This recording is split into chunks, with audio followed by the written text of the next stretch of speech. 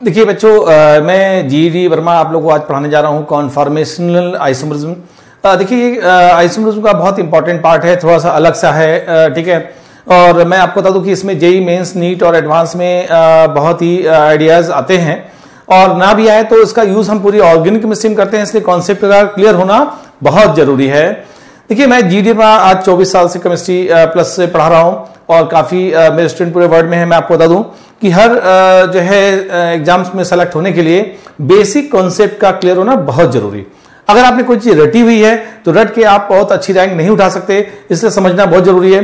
बहुत ध्यान से समझिएगा, जो कंपाउंड जिनमें फ्री रोटेशन होता है, जिनमें फ्री रोटेशन होता है, उन फ्री रोटेशन की वजह से पोटेंशियल एनर्जी में वेरिएशन आता है, स्टेबिलिटी में वेरिएशन आता है।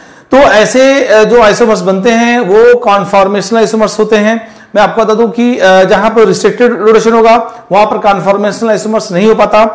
देखिए जैसे हम अगर बात करें, बहुत ध्यान समझिएगा, फ्री और जो है रिस्ट्रिक्टेड रोटेशन की अगर बात की, जैसे हमने एक प्लेट लिया, बहुत गौर से देखिएगा, ये जैसे हमने एक मेटालिक प्लेट ले लिया और जो है ये एक दूसरी मेटालिक प्लेट ली, इसमें अगर हम लोग एक होल करते हैं, गौर से देखिएगा, और ये हमने एक जो है रॉड लगाई, ठीक है, ये अगर हमने रॉड लगा दी, ठीक है, और हम इसको रोटेट करते हैं तो क्या होगा, ये फ्री रोटेट करेगा। फ्री रोटेट होगा तो यहां पर जो है कॉन्फॉर्मेशनल आइसोमर शो करेगा ये। हाँ, अगर हमने प्लेट लगाई, प्लेट ली, बहुत ध्यान समझिएगा, और इसमें अगर हम लोग जो है ऐसे लगाते हैं, दो रॉड लगा दी है ना, एक ये रॉड लगाई और ये एक रॉड लगा दी, ठीक है। तो ऐसे में अगर हम इसको ए को स्टैटिक रखते हुए हम रोटेट करते हैं तो ये फ्री रोटेशन नहीं होगा। तो आपको बता दो, जैसे सी डबल बॉन्ड सी है ना, ये सिंगल डबल बॉन्ड है, तो यहां पर डबल बॉन्ड की वजह से ये रिस्ट्रिक्टेड रोटेशन होगा और यहां पर कॉन्फॉर्मेशनल आइसोमर शो नहीं करेगा। मैं आपको बता दूं, बहुत ध्यान समझिएगा, जैसे हम इस जगह बात कर रहे हैं तो कि यहां जैसे हमने कहा कि प्लेट ए है और ये प्लेट बी है, इसको होल्ड किया और इसको हमने रोटेट किया तो आप देखेंगे फ्री रोटेशन होगा। तो ऐसे में जो है ये कॉन्फॉर्मेशनल आइसोमर्स बनाएंगे। हम अगर देखें सी है और सी है, देख रहे हैं आप, इस जगह सिंगल बॉन्ड है ये, और इसमें हम अगर देखें तो इसमें सिंगल बॉन्ड में रोटेशन होने की वजह से ये रोटेट करेगा और इसके रोटेशन से इनफाइनाइट कॉन्फॉर्मर्स बनेंगे। तो आपको बता दूं कि एक्चुअली कॉन्फॉर्मेशनल आइसोमर्स की हम अगर बात करें तो इसमें बहुत ही गौर से देखेंगे कि जो है ये मेनली अगर टाइप की अगर बात करते हैं ना, हम अगर टाइप की अगर बात करें तो ये 3 टाइप में बनेंगे इनफाइनाइट। देखिएगा, आपको बताते फ्री रोटेशन होता है इसमें। फ्री रोटेशन की वजह से देखिए जो जिन कंपाउंड में फ्री रोटेशन होगा वहां पे ये आइसोमर्स शो करेंगे। इनमें इनफाइनाइट नंबर्स ऑफ जो है आइसोमर्स फॉर्म होते हैं और पोटेंशियल एनर्जी में वेरिएशन होता है, और डिफरेंट पोटेंशियल एनर्जी की वजह से इनको डिफरेंट कॉन्फॉर्मर्स कहते हैं। तो यदि समझिए इनफाइनाइट नंबर ऑफ आइसोमर्स बनेंगे, फ्री रोटेशन और पोटेंशियल एनर्जी डिफरेंस होना चाहिए। तो अगर टाइप की बात की जाए तो जनरली ये जो इनफाइनाइट कॉन्फॉर्मर्स में 3 टाइप्स बनेंगे, इक्लिप्स, स्क्यू और स्टैगर्ड। बात देखिए, आपको बता दो इक्लिप्स में भी 2 टाइप्स के पॉसिबल होते हैं, पार्शियल इक्लिप्स या और फुल इक्लिप्स। फुल इक्लिप्स को फुल इक्लिप्स भी कह देते हैं हम लोग। और इसके अलावा जो है स्टैगर्ड में भी जो है गॉच या फिर जो है यहां पर एंटी, हम अगर देखें गॉच या फिर एंटी है ना, ये 2 पार्ट में जाएंगे। तो हम अगर बात कर रहे हैं तो कॉन्फॉर्मेशनल आइसोमर्स जो है इक्लिप्स है, स्क्यू है, स्टैगर्ड है, और इसमें भी गॉच, एंटी, पार्शियल इक्लिप्स और फुल इक्लिप्स जाता है, स्क्यू जाता है। देखिए इसको समझने के लिए कुछ बेसिक टर्म्स हमको समझना पड़ेगा, सारे कुछ व्यूज देखने पड़ेंगे और फिर बेसिक फंडामेंटल हमारा ज्यादा क्लियर होगा। देखिए जैसे हम लोग बात कर रहे हैं कॉन्फॉर्मेशनल आइसोमर्स के लिए हम लोग व्यूज देखेंगे। देखिए जैसे हम लोग बात कर रहे हैं कॉन्फॉर्मेशनल आइसोमर्स, ठीक है, और इनमें हमने बताया देयर आर इनफाइनाइट अरेंजमेंट है ना, कॉन्फॉर्मेशंस बनते हैं which is arise due to free rotation around the carbon carbon sigma bond. देखिए मल्टीपल बॉन्डिंग होनी चाहिए, कार्बन कार्बन सिग्मा बॉन्ड होता है, तो उनके रोटेशन से जो बनते हैं उन्हें हम कॉन्फॉर्मर्स बोलते हैं या कॉन्फॉर्मेशनल आइसोमर्स बोलते हैं, और इनफाइनाइट बॉन्डिंग बनते हैं। देखिए जैसे आप देखिए हमने एथेन लिया, ये सी है और ये H है और ये H है और ये H है, देख रहे हैं यहां ये H है, ये H है और ये H। ये एथेन में अगर देखें तो इसका ये आपका प्रोजेक्शन है जिसे हम लोग न्यूमैन प्रोजेक्शन कहते हैं, सॉरी इसको हम लोग जो है नॉर्मल व्यू है, तो ये देखिएगा यहां से सिंगल बॉन्ड, देखिए ये जो है सिंगल बॉन्ड है सिग्मा बॉन्ड ग्राउंड, अगर इसको रोटेट करें तो इसके रोटेशन से जो है कॉन्फॉर्मस बनेगा। देखिए इथेन मॉलिक्यूल और कार्बन कार्बन में सिग्मा बॉन्ड है और यहां पर हम इसको रोटेट करेंगे ना, तो रोटेशन से जो कॉन्फॉर्मर्स बनेंगे उन्हें हम कॉन्फॉर्मेशनल आइसोमर्स बोलते हैं। हम कुछ टेक्निकल टर्म्स यहां पर देखने जा रहे हैं, बहुत जो है जो ज्यादा यूज होने वाला है। देखिए जैसे हम बात करेंगे यहां पर हम न्यूमैन प्रोजेक्शन, एक्चुअली जैसे हमने ज्योमेट्रिकल में देखा था फिशर प्रोजेक्शन, वैसे ही कॉन्फॉर्मेशनल आइसोमरिज्म को समझने के लिए हम लोग देखते हैं न्यूमैन प्रोजेक्शन या सॉहॉर्स प्रोजेक्शन या वेज डैश जो है प्रोजेक्शन। 3 प्रोजेक्शन है जिससे हम लोग पोटेंशियल एनर्जी में जो वेरिएशन है, डिफरेंस है, वो बहुत ही प्रॉपर तरह से एनालिसिस कर पाते हैं। देखिए जैसे हम लोग बात कर रहे हैं न्यूमैन प्रोजेक्शन की अगर बात की जाए, देखिएगा देखिए न्यूमैन प्रोजेक्शन में हम अगर देखें तो जो है देखिए जैसे हमने लिया, हम लोग ले रहे हैं जनरली हमने एथेन का एग्जांपल ले लेते हैं ना, CH3 है और ये जो है CH3 है ना, CH3 लिया हमने। होता क्या है हम अगर बात करें तो ये फ्रेंड कार्बन, देखिए यहां से हम अगर बात करें तो ये जो है फ्रेंड कार्बन मैंने मान लिया, ये बैक कार्बन मान लिया। न्यूमैन प्रोजेक्शन में जो फ्रेंड कार्बन होता है उसको हम सर्कल से रिप्रेजेंट करते हैं। देखिए जैसे हम लोग देख रहे हैं ये जो है ये हम लोग देखिए ये जो अगर देखा जाए तो सर्कल से रिप्रेजेंट करेंगे, ठीक है। और इसमें हम अगर बात करें, देखिए जैसे हम लोग ले रहे हैं ये जो है ये बैक कार्बन रिप्रेजेंट करता है। इस बैक कार्बन को हम लोग ये सर्कल दिखाते हैं और इसमें 3 वैलेंसी देखिए ये, और हम अगर बात करें तो दूसरी ये और तीसरी ये और चौथी छुपी हुई होती है। हम फ्रेंड कार्बन की अगर बात करें तो फ्रेंड कार्बन देखिए ये हम लोग डॉट से रिप्रेजेंट करते हैं, ये जो है फ्रेंड कार्बन रिप्रेजेंट करता है। कलर देखिए चेंज कर दिया मैंने, ये फ्रेंड कार्बन है, ये वाला कार्बन है, और इसमें देखिए ये हो गया। और दूसरा जो है अगर हम देखें यहां एच लगा दीजिए, यहां एच लगा दीजिए और ये एच लगा दीजिए। देखिए इसमें अगर हम बात करें ये एच है, ये एच है और ये एच। तो आपको बता दूं जो ब्लू कलर वाला है वो जो है बैक कार्बन को रिप्रेजेंट कर रहा है और फ्रंट जो है रेड वाला जो है ये फ्रंट कार्बन को रिप्रेजेंट कर रहा है। तो ये न्यूमैन प्रोजेक्शन है जहां पर हम लोग जो है पूरे कॉन्फॉर्मर्स को देखेंगे, समझेंगे। एक होता है यहाँ पे 100 हॉर्स प्रोजेक्शन, ठीक है। देखिए 100 हॉर्स प्रोजेक्शन की बात करेंगे तो 100 हॉर्स में इसी को हम लोग जो है नियरली 45 डिग्री का एंगल दे देते हैं। इस सी के बॉन्ड को दिया और इस कार्बन की 3 वैलेंसी जो हाइड्रोजन, ये वैलेंसी तो इसमें छुपी हुई थी, यहां पर ये वाली जो वैलेंसी है वो ऐसे हम एंगल से दिखाते हैं। और 3 H, ये कार्बन है यहाँ एक और दूसरा और तीसरा, ठीक है। ये H हो गया, ये H है और ये H है ना। सेम वे अगर हम देखें अगर तो यहां पर ये H है और ये H है और ये H, देख रहे हैं आप, ये आपका 100 हॉर्स प्रोजेक्शन हो गया। और वेज जैस में हम लोग जो है यही वेज फॉर्म में रिप्रेजेंट करेंगे। एक सिंपल लाइन जो है ये दिखा रहा प्लेन के नीचे है, ये रिप्रेजेंट कर रहा प्लेन के ऊपर है, ठीक है। वैसे ही यहां हम अगर देखें तो देखिएगा ये जो है प्लेन के ऊपर है और ये हम अगर देखें प्लेन के ऊपर है ये, ठीक है। ये प्लेन नीचे है और ये प्लेन पे ले लिया, ठीक है, सिंगल लाइन। तो ये आपका सिंपल सा वेज जैस फॉर्मूला हो गया। तो एक बात समझिएगा कि जो है कॉन्फॉर्मेशनल आइसोमर्स पढ़ने से पहले हम लोग इनके जो है व्यूज देखेंगे कि न्यूमैन फॉर्म प्रोजेक्शन क्या हो सकता है, प्रोजेक्शन देखेंगे, 100 हॉर्स प्रोजेक्शन क्या होता है और वेज जैस प्रोजेक्शन क्या होता है, इसी को देखिएगा। दोबारा दिखाते हैं। देखिए जैसे आप देख रहे हैं ना न्यूमैन प्रोजेक्शन फॉर्मूला, आप देख रहे हैं ये फ्रंट कार्बन है और फ्रंट से ये जो है देख रहे हैं ये 3 वैलेंसी और 1 वैलेंसी छुपी हुई है, ये बैक कार्बन है, ठीक है। और यहां से इससे 3 निकली हुई है, 1 छुपी हुई है। ऐसे ही अभी हमने आपको दिखाया था 100 हॉर्स प्रोजेक्शन, ठीक है ना। और वेज और डैश फॉर्मूला या प्रोजेक्शन कह सकते हैं। तो आपको बता दें कि जो है हम अगर देखें यहां पे उसी पॉइंट में लिखा है to write the Newman projection formula we imagine ourselves taking view of formula 1 carbon atoms directly along the selected bond exists to the next atom. The front carbon and its other bond are represent as, देखिए यहां पर जो है ये front carbon को हम इस तरह रिप्रेजेंट करते हैं, देखिए ना ये फ्रंट है, and those the back carbon है, बैक कार्बन को इस तरह हम रिप्रेजेंट करते हैं। अभी मैंने आपको दिखाया ये बैक कार्बन है। तो फाइनली न्यूमैन प्रोजेक्शन क्या होता है देख लिया, सॉहर्स प्रोजेक्शन क्या है, और हमने वेज गैस प्रोजेक्शन देख लिया। देखिए अगर हम बात करें इस जगह हम लोग कुछ टर्म और देखेंगे, जैसे हम बात करने जा रहे हैं डाईहेड्रल एंगल, है ना।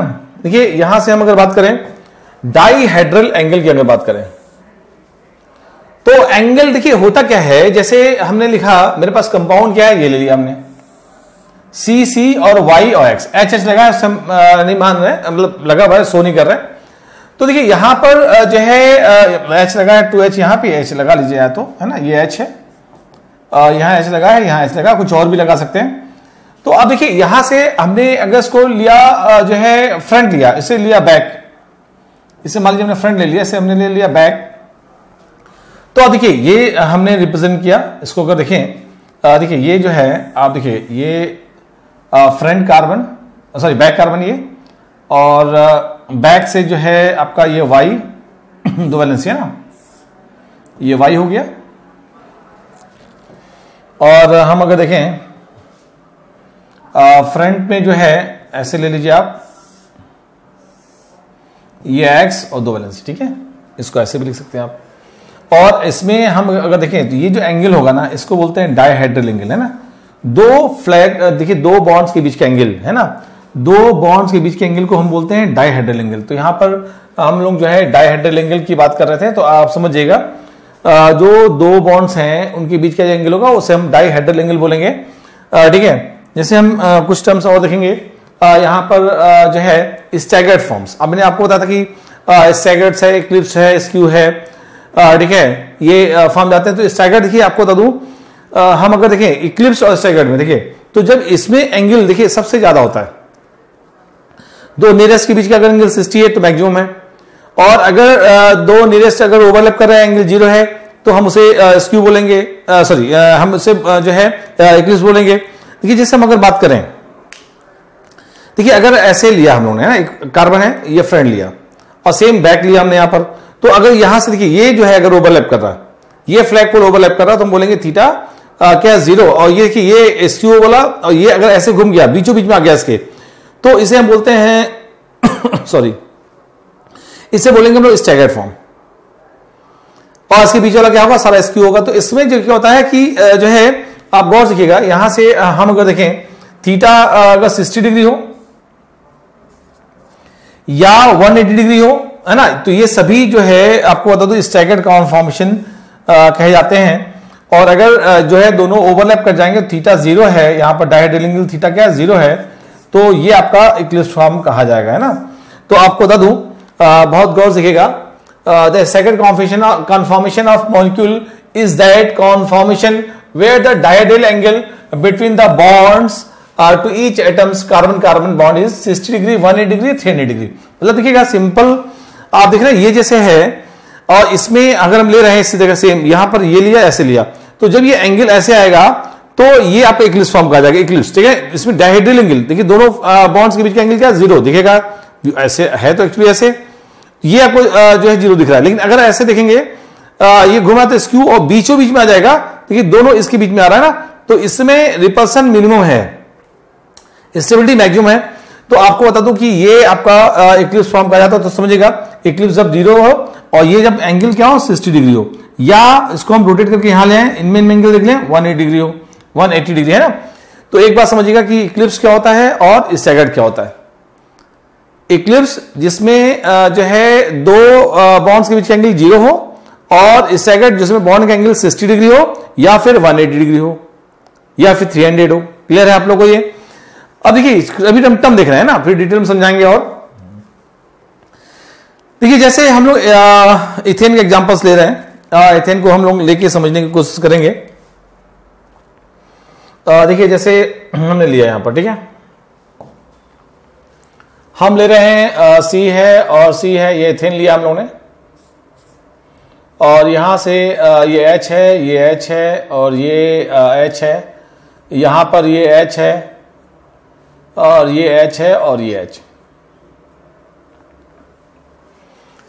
आपको तो ये जो सर्किल दिख रहा है ये आपके बैक कार्बन को रिप्रेजेंट कर रहा है, और हम इसमें अगर देखें फ्रंट कार्बन देखना चाहते हैं। यहां पर ये देखिए फ्रंट कार्बन जो है एक वैलेंसी छुपी है और 3 वैलेंसी बाहर निकल गई। सभी में मैं फ्रंट कार्बन को देख लेता हूं। देखिए ये जो है ये फ्रंट कार्बन है ना,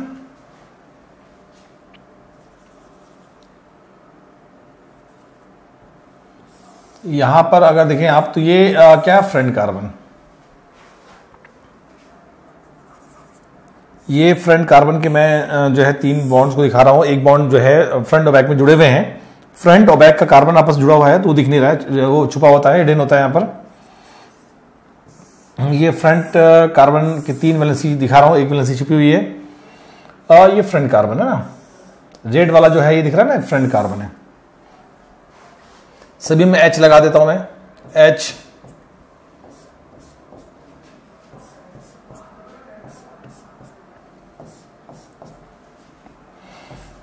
H है,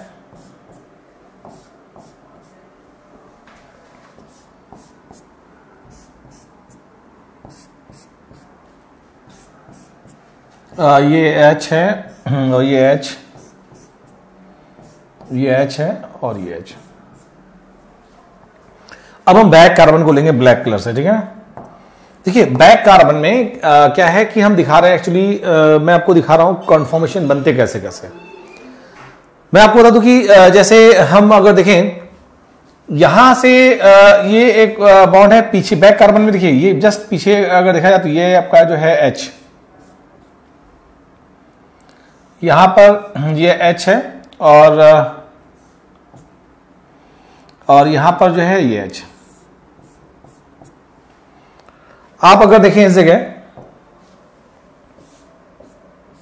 यहां पर जो डाइहेड्रल एंगल है वो क्या है, 0 है, मतलब 2 बॉन्ड्स के बीच का एंगल क्या है, 0 है, ठीक है। और हम अभी दिखा रहे हैं कि कितने कन्फॉर्मर्स बनेंगे अगर हम इसको रोटेट करते हैं। देखिए जैसे हमने इसको 60 डिग्री रोटेट कर दिया, क्लॉकवाइज या एंटी क्लॉकवाइज कुछ भी कर दीजिए, 60 डिग्री अगर रोटेट करते हैं, ठीक है। तो देखिए यहां से ये 60 डिग्री रोटेट होगा तो ये बैक कार्बन, देखिए यहां से जो है ये बैक कार्बन, ये बैक कार्बन H, ये H और ये H, ये बैक कार्बन रिप्रेजेंट कर रहा है, ठीक है। मैं आपको बता दूं कि जो है फिर से अगर इसको 60 डिग्री हम रोटेट करें, कि अगर हम 60 डिग्री इसको हम रोटेट करते हैं, आप एक चीज और देखिएगा, इसमें जो डाइहेड्रल एंगल है, डाइहेड्रल एंगल वो कितना है, वो 60 डिग्री का है। मतलब हमने लिखा पहले डाइहेड्रल एंगल क्या था, 2 बॉन्ड्स के बीच का एंगल यहां पे 0 था, और हमने रोटेट किया 60 डिग्री। अब इस समय क्या है, ये जो बॉन्ड है वो इस बॉन्ड से और इस बॉन्ड से मैक्सिमम डिस्टेंस पे है, और इनमें जो बॉन्ड पेयर इलेक्ट्रॉन है उनमें रिपल्सन मिनिमम है। स्टेबिलिटी का भी मैं बात करूंगा, अभी तो मैं केवल ड्रॉ करने दिखा रहा हूं कि हम अगर रोटेट करते हैं, एक को स्टैटिक रख के दूसरा रोटेट करते हैं फ्रीली, तो कैसे कैसे कन्फॉर्मर्स बनेंगे। फिर देखिए इसको फ्रंट वाला तो मैंने स्टैटिक रखा हुआ है, इसको फिर रोटेट करते हैं। अगर इसको रोटेट करेंगे तो फिर देखिए ऐसे घूम के इधर आ गया, ये घूम के इधर आ गया, ठीक है। तो यहां से देखिएगा फिर से ये जो घूमेगा इधर आ जाएगा, तो ये आ गया H। इसको मैं ब्लैक कलर से देख रहा हूं, ये जो है अगर देखें ये H आ गया, और यहां पे ये H है और ये H। फिर थीटा जो है कितना हो गया, 0 हो गया। या कह सकते हैं कि हम अगर इसको हम दोबारा 120 रोटेट करते हैं तो सेम कंडीशन में आ जाएगा, है ना, 60 और 60 120। अब देखिए फिर से इसको हमने रोटेट किया, फिर हमने 60 डिग्री रोटेट कर दिया ना, 60 डिग्री, तो ये जो है फिर भैया ऐसे देखिए, ये वाला जो बॉन्ड है ये वाला घूम के यहां जाएगा, ये वाला घूम के यहां जाएगा, ये वाला घूम के यहां जाएगा। तो ये जो है H, और ये जो है H है, और ये H है, देख रहे हैं आप। तो फाइनली फिर से आप अगर देखें इनकी नियरेस्ट जो है थीटा कितना हो गया, 60 डिग्री हो गया ना, डायरेक्ट एंगल यहां पर क्या 60 डिग्री है। तो यहां अब देखिए फिर से हमने अगर 60 डिग्री रोटेट किया, मतलब हम देख रहे हैं कि हम रोटेट करते जाएंगे तो ये जो है इक्लिप्स है, सैगड है, इक्लिप्स है, सैगड बनता रहेगा, और बीच के सारे फॉर्म जो होंगे वो स्क्यू होंगे। आप अगर हम देखें गौर से देखिएगा, फिर से हमने 60 डिग्री रोटेट कर दिया, तो ऐसे में जो है ये फिर घूम के यहां आ जाएगा, ये घूम के यहां आ जाएगा, ये वाला घूम के यहां आ जाएगा। तो देखिए ये वाला जैसे है ना, ये घूम के इधर चला गया। आप अगर गौर से देखें ये एच आ गया यहां पर, और ये एच है, और ये एच आ गया। इस समय जो थीटा है क्या हो गया, 0 हो गया। दो फ्लैग पोल्स के बीच का एंगल है ना। अब देखिए जैसे हम लोग अगर बात कर रहे हैं, बहुत गौर से देखिएगा, इससे फिर से मैं अगर 60 डिग्री रोटेट कर दे, 60 डिग्री, तो ऐसे में फिर से देखिए ये 60 डिग्री रोटेट करेंगे यहां जाएगा, ये रोटेट करने पे यहां पर आ जाएगा, और ये रोटेट करने पे यहां आ जाएगा। तो देखिएगा यहां से गौर से देखिएगा, ये जो है ये एच और ये एच आ रहा है, और ये एच आ रहा है, तो फिर से ये स्टैगर्ड फॉर्म बन गया। देखिए अगर देखें इक्लिप्स है, स्टैगर्ड है, फिर इक्लिप्स हो गया, फिर स्टैगर्ड, फिर इक्लिप्स, फिर स्टैगर्ड। मतलब 60 डिग्री रोटेशन पे किस तरह इक्लिप्स से स्टैगर्ड बनता है, स्टैगर्ड से इक्लिप्स बनता है, आप इजीली बता सकते हैं। और इसके बीच वाले सारे पार्ट हम अगर देखें, बीच वाले सारे पार्ट क्या हो, स्क्यू होते हैं, स्क्यू। आपको बता दें इसके बीच में जितने बनेंगे, हमने अगर 0.1 डिग्री रोटेट कर दिया तो स्क्यू, 0.2 डिग्री रोटेट कर दिया तो स्क्यू, 0.3 डिग्री रोटेट कर दिया तो स्क्यू, 3, 5, 6, 7, 8, 9, 10, 11, 20, 30, 50, 51, 52, 53, 53.001, 53.004। मतलब हम देखेंगे सारे क्या होंगे, स्क्यू होंगे। तो देखा जाए तो इनके बीच में इनफाइनाइट कॉन्फॉर्मर्स बनेंगे, इनफाइनाइट। तो ये मेन मैंने बता दिए कि जो है ये आपका स्टैगर्ड है या ये आपका इक्लिप्स है। तो एक बात समझिएगा कि इक्लिप्स ड्रॉ करना हम जानते हैं, हम स्टैगर्ड ड्रॉ करना जानते हैं, और उसके बीच के सारे पार्ट जो होते हैं वो स्क्यू होते हैं। और ये क्या है, अगर आप देखें सिंपल से, जैसे एथेन का एग्जांपल ले रहे, बीच में सीसी बॉन्ड है, और ये सिंपल रोटेशन दिख रहे हैं, ये फ्री रोटेशन हो रहा है, और फ्री रोटेशन की वजह से ये आइसोमर्स बन रहे हैं। इनमें मैं दिखाऊंगा कि पोटेंशियल एनर्जी में कैसे वेरिएशन होता है। तो हमने देख लिया कि यहां पर जो है इक्लिप्स, स्क्यू कैसे फॉर्मेशन होते हैं। आप देखिएगा जैसे हम बताएंगे स्टेबिलिटी की बात करेंगे, भाई इनकी पोटेंशियल एनर्जी में वेरिएशन होता है। तो आपको बता दूं कि इनमें डिफरेंट टाइप के स्ट्रेंस होते हैं। जैसे हम देखें, देखिए पहले तो आप समझिएगा कि जैसे बॉन्ड एंगल स्ट्रेन, जैसे अगर आप बात करें कोई भी sp3 हाइब्रिडाइज है, हाँ अगर देख रहे हैं यहां sp3 हाइब्रिडाइज है, तो इनका बॉन्ड एंगल कितना होना चाहिए, 109 डिग्री 28 मिनट्स, है ना। तो जनरली होता क्या है, ओपन चेन में एंगल में वेरिएशन नहीं आता, तो ओपन चेन में जो है एंगल स्ट्रेन दिखता नहीं।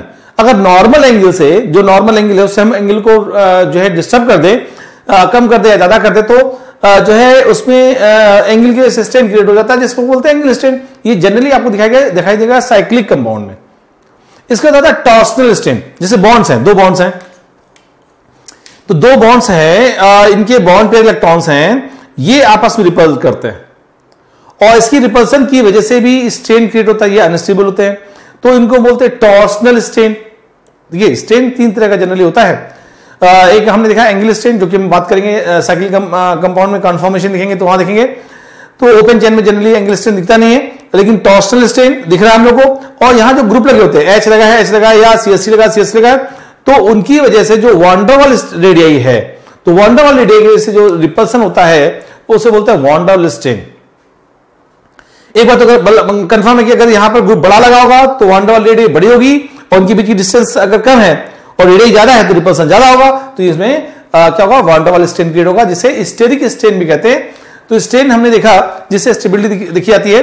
अगर ये सब स्ट्रेन होंगे मॉलिक्यूल में, तो ऐसे में मॉलिक्यूल क्या होगा, अनस्टेबल होगा। जितना ज्यादा स्ट्रेन बढ़ता जाएगा उतना मॉलिक्यूल अनस्टेबल होता जाएगा, और उसकी पोटेंशियल एनर्जी उतनी ज्यादा बढ़ती जाएगी, और उसकी एग्जिस्टेंस उतनी कम होती जाएगी। आप देखिए एथेन है ना, तो एथेन क्या हो, एक ही कन्फॉर्मर्स नहीं बनते, उसके इनफाइनाइट कन्फॉर्मर्स बनते रहते हैं, लेकिन एग्जिस्टेंस एक पर्टिकुलर मोमेंट में ज्यादा हो उस कन्फॉर्मर्स की होगी जो ज्यादा स्टेबल होगा। तो आप समझिएगा बच्चों, बहुत ध्यान समझिएगा, बहुत ही सिंपल टॉपिक है, बहुत टेक्निकल टॉपिक है। लोग बहुत कंफ्यूज होते हैं इसमें, क्योंकि बहुत ही आसानी से समझने वाला टॉपिक है। हम अगर बात करें, देखिए जैसे हमने बताया स्ट्रेन की बात कर रहे थे, तो देखिएगा स्ट्रेन जो है, गौर से कीजिएगा इसको ना, देखिए जैसे हम लोग फैक्टर अफेक्टिंग स्टेबिलिटी ऑफ कॉन्फॉर्मेशंस, है ना। ऐसे कौन कौन से फैक्टर है जो स्टेबिलिटी को इफेक्ट करते हैं, कैसे स्टेबिलिटी दिखी जाती है। तो पहले हम बात करेंगे एंगल स्ट्रेन की, दूसरा हम बात करेंगे टॉर्सनल स्ट्रेन की, तीसरा बात करेंगे वॉन्डरवाल स्ट्रेन की, इसी को हम स्टेरिक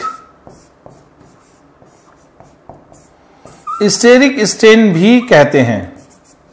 देखिए इसको हम स्टेरिक स्ट्रेन भी कहते हैं। मैं आपको बता दूं, जिसे हम अगर देखें बहुत गौर से देखिएगा। अब इसको मैं रीड कर रहा हूं। देखिए मैं आपको बता चुका हूं एंगल स्ट्रेन कैसे होता है, वॉन्डरवल स्ट्रेन कैसे होता है, टॉर्सनल स्ट्रेन क्या होता है। Any deviation from normal bond angle, जो बॉन्ड एंगल हमने बताया था कि अगर मान लीजिए sp3 हाइब्रिडाइज है, इसका एंगल 109 डिग्री 28 मिनट्स है। अगर इस एंगल से हम इसको अगर डेविएट करें तो एंगल में एक स्ट्रेन आ जाता है जिसे हम एंगल स्ट्रेन कहते हैं। और हमने आपको बताया था ओपन चेन में ये प्रॉब्लम नहीं आती, क्योंकि ये अपना जो नॉर्मल एंगल जो लेना चाहता है वो ले लेता है। लेकिन साइक्लिक में जो नॉर्मल एंगल होना चाहिए sp3 का 109 डिग्री 28 मिनट्स, वो नहीं हो पाता, तो वहां पर स्ट्रेन क्रिएट होता। तो जनरली जो है साइक्लिक कंपाउंड में ये स्ट्रेन पाया जाता है। तो bond angles are accompanied by angle strain, है ना। It is normally present in the cyclic structure but absent in acyclic structure. अभी मैंने आपको बताया। देखिए बच्चों बहुत ध्यान से, बहुत आराम समझिएगा। हम बात करने जा रहे हैं टॉर्सनल स्ट्रेन की। अब देखिए इसमें जैसे हम अगर देखें टॉर्सनल स्ट्रेन, हम अगर देख रहे हैं यहां पर सी है, ये सी है, ये जो है आपको दिखाई दे रहा है, ये सोर्स पोजीशन में दिख रहा हूं, ये एच लगा है, ये एच लगा है, ये एच है और ये एच है। देखिए हम अगर देखें तो देखिए यहां से देखिए टॉर्सनल स्ट्रेन क्या होता है, यहां जो बॉन्ड पेयर में, इसमें जो बॉन्ड पेयर इलेक्ट्रॉन है, यहां जो बॉन्ड पेयर इलेक्ट्रॉन है, इनकी वजह से जो रिपल्सन होगा, इनमें जो रिपल्सन होगा उसे बोलते हैं टॉर्सनल स्ट्रेन। तो ये जो दो बॉन्ड्स होंगे, जैसे CH बॉन्ड है, इसमें बॉन्ड पेयर इलेक्ट्रॉन है, इसमें बॉन्ड पेयर है, ये जितने पास में होंगे समझिएगा उसमें बॉन्ड पेयर में रिपल्सन, इसे बोलते हैं टॉर्सनल स्ट्रेन। तो एनी पेयर है ना, any pair of tetrahedral carbon attach to each other, ठीक है, tend to have their bonds staggered for minimum repulsion between their bonds. Any division from the staggered conformation are accompanied by torsional strain। देखिए इनका कहना, देखिए जो कह रहे हैं, अभी हमने स्टैगर्ड फॉर्म देखा, इस स्टैगर्ड फॉर्म में जैसे ये है, और हम अगर देखें समझिएगा कि बीच में स्टैगर्ड फॉर्म में अगर दूसरा कन्फॉर्मेशन देखें तो बिल्कुल दूसरा जो बॉन्ड्स है वो बीचों बीच में आता है। अब ये बीचों बीच में आ रहा, तो ये जो बॉन्ड में इलेक्ट्रॉन है, इनमें रिपल्सन और इनमें रिपल्सन मिनिमम है, इस समय जो टॉर्सनल स्ट्रेन वो मिनिमम है। और जब हम ऐसे रोटेट करेंगे, इसको मैं निकाल के दिखा लेता हूं, ये देखिए ये ना, ये टॉर्सनल ऐसे दिखेगा तो ऐसे टॉर्सनल स्ट्रेन सबसे मिनिमम होगा इस सेकंड फॉर्म में। लेकिन अगर इसको हम रोटेट करते हैं ऐसे, देखिए स्क्यू लेकर आते हैं, तो ये अगर देखा जाए तो यहां पर जो बॉन्ड पे इलेक्ट्रॉन इसमें ये पास आने लगे, इनमें रिपल्सन बढ़ा तो स्ट्रेन बढ़ा, ये और स्ट्रेन बढ़ा और स्ट्रेन बढ़ा और स्ट्रेन, जब ऐसे ओवरलैप कर जाएंगे, जब डायहेड्रल एंगल 0 हो जाएगा, इसमें टॉर्सनल स्ट्रेन सबसे ज्यादा होगा, क्योंकि इसमें बॉन्ड पेयर सबसे नियरेस्ट होंगे। तो टॉर्सनल स्ट्रेन सबसे ज्यादा इक्लिप्स फॉर्म में होता है। इक्लिप्स फॉर्म मैंने आपको बताया ना, जब फ्लैग पोल्स जो बॉन्ड्स हैं, सॉरी बॉन्ड्स जो हैं, उनमें एंगल जो है 0 जाता है, उसे बोलते हैं इक्लिप्स फॉर्म, है ना। तो एक बात तो कन्फर्म है, स्टैगर्ड में स्ट्रेन टॉर्सनल सबसे कम ना के बराबर, और जो इक्लिप्स है सबसे ज्यादा, स्क्यू में उसके बीच का डिपेंड करता है, ठीक है। तो यहां से जो है टॉर्सनल स्ट्रेन कैसे वेरी करता है देख लिया। वॉन्डरवल स्ट्रेन की अगर बात की जाए, जैसे हम लोग यही ले रहे थे, देखिएगा यहां से टॉर्सनल वॉन्डरवल स्ट्रेन में जैसे हमने लिया, सी है, ये एच है, सी है, यहां एच है, देख रहे हैं आप। तो जो ये एच है, जो एच है, इनके जो इनमें रिपल्सन हो रहा है, देख रहे हैं आप, इस रिपल्सन को बोलते हैं वॉन्डरवल स्ट्रेन या स्टेरिक स्ट्रेन। मैं आपको बता दूं, जो इनमें डिस्टेंस है, इनकी वॉन्डरवल रेडियस से कम होगा तो स्ट्रेन ज्यादा हो जाएगा। मतलब इनकी वॉन्डरवल रेडियस जो है देखा जाए तो डिस्टेंस कम है और इनकी वॉन्डरवल रेडियस ज्यादा है, तो ऑब्वियस है कि पास जब जाएंगे तो वो आपस में रिपल्सन करेंगे, तो इसको स्टेरिक स्ट्रेन या फिर हम लोग जो है वॉन्डरवल स्ट्रेन कहते हैं। अगर ग्रुप बड़ा है, मान लीजिए CH3 कर दिया तो CH3H में रिपल्सन बढ़ गया, यहां भी CH3 कर दिया, मान लीजिए यहां भी CH3 कर दिया, तो CH3 में और बढ़ गया। तो वॉन्डरवल जो है स्ट्रेन डिपेंड करता है यहां जो ग्रुप लगा रहे हैं वो कितना बड़ा लगा रहे हैं। अगर ग्रुप बड़ा होगा तो वॉन्डरवल स्ट्रेन ज्यादा होगा, ठीक है। और मैं फिर से बता दूं कि जो है वॉन्डरवल स्ट्रेन डिपेंड करता है इनकी वॉन्डरवल रेडियस कितनी है। इनकी वॉन्डरवल रेडियस अगर ज्यादा है तो ये आपस में रिपल्सन ज्यादा फील करेंगे और अनस्टेबल हो जाएंगे, है ना। तो आप समझिएगा non bonded atoms or groups, non bonded atoms or group, है ना, ये जो है that just touch each other, they are about as far apart as the sum of their wonderful radii attract each other. If the brought any closer together, they repel each other. ठीक है भाई, obviously repel करेंगे. Such crowding together is accompanied by wonderful of strain. मतलब हमने बताया ना कि आप समझिएगा, जैसे हम यहां पे हम बात कर रहे हैं, ये H, ये H, यहां पे हमने कहा इनकी जो वॉन्डरवल रेडियस का सम इनके डिस्टेंस के सम से अगर ज्यादा है, वॉन्डरवल रेडियस सम, वॉन्डरवल रेडियस का सम इनके डिस्टेंस बिटवीन एल, इस डिस्टेंस से अगर ज्यादा होगा तो रिपल्सन क्या होगा, ज्यादा होगा, और ये सिस्टम अनस्टेबल हो जाएगा. तो हम लोग को यहां से क्लियर हो गया कि जो है कॉन्फॉर्मेशनल आइसोमर्स जो है उनमें तीन तरह से स्ट्रेन हो सकते हैं. जैसे हमने बात किया एंगल स्ट्रेन जो कि मेनली साइक्लिक कंपाउंड होता है, हमने बात किया टॉर्सनल स्ट्रेन किसी भी ओपन चेन और साइक्लिक दोनों में हो सकता है, और हमने बात किया van der Waals strain, it's also present in both, ठीक है, open chain and cyclic compounds. तो हम लोगों को एक टर्म्स क्लियर हो गया कि कॉन्फॉर्मेशनल आइसोमर्स क्या होते हैं. तो हमें आइडिया होगा कि अगर ओपन है तो फ्री रोटेशन होगा जिसकी वजह से इनफाइनाइट कन्फॉर्मर्स बनेंगे, और इनफाइनाइट कन्फॉर्मर्स में भी आपने देखा कि जो है एक्लिप्स है और स्क्यू है और स्टैगर्ड है ना, और इनमें एनर्जी डिफरेंस देखा, इनमें रिपल्सन स्टेबिलिटी बेसिस पे देखा. तो एक बात तो कंफर्म होगी कि इस जो है एक्लिप्स सबसे ज्यादा अनस्टेबल और स्टैगर्ड सबसे ज्यादा स्टेबल होता है. लेकिन अगर एच की जगह, जैसे आपने देखा एच की जगह ग्रुप बदल दें तो वहां पर एनर्जी में वेरिएशन आता है, उसको भी हम बात करेंगे. लेकिन कुछ एग्जांपल अभी हम और ले लें इसके. इक्लिप्स को फिर से समझेंगे, एनर्जी का फंडा समझेंगे. अभी मैंने आपको समझाया उसी चीज को जो समझा रहा था देखिएगा. जैसे हम इस कंपाउंड देख रहे हैं, एथेन का एग्जांपल ले लेते हैं ना, CH3 और CH3, गौर से देखिएगा इसको. देखिए जैसे यहां पर हम ये जो है ये फ्रंट कार्बन है, ये फ्रंट ले लिया और यहां पर आपने H लगा दिया, ये H लगा दिया, ये H फ्रंट कार्बन है, इसको हम रोटेट नहीं करेंगे. यहां पर एक फ्रंट कार्बन है, बहुत आराम से समझिएगा, H है और ये H. मैं एनर्जी का डिफरेंस बहुत कायदे से समझाना चाहता हूं, जो भी कॉर्नर पे दिखा रहा था मैं. देखिए जैसे हम अगर बात करें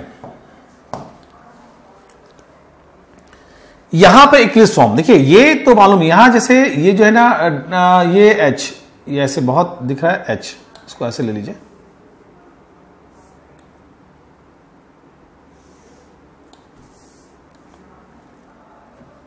देखिएगा यहां से तो H लिख लीजिए पहले, है ना, और इसमें जो है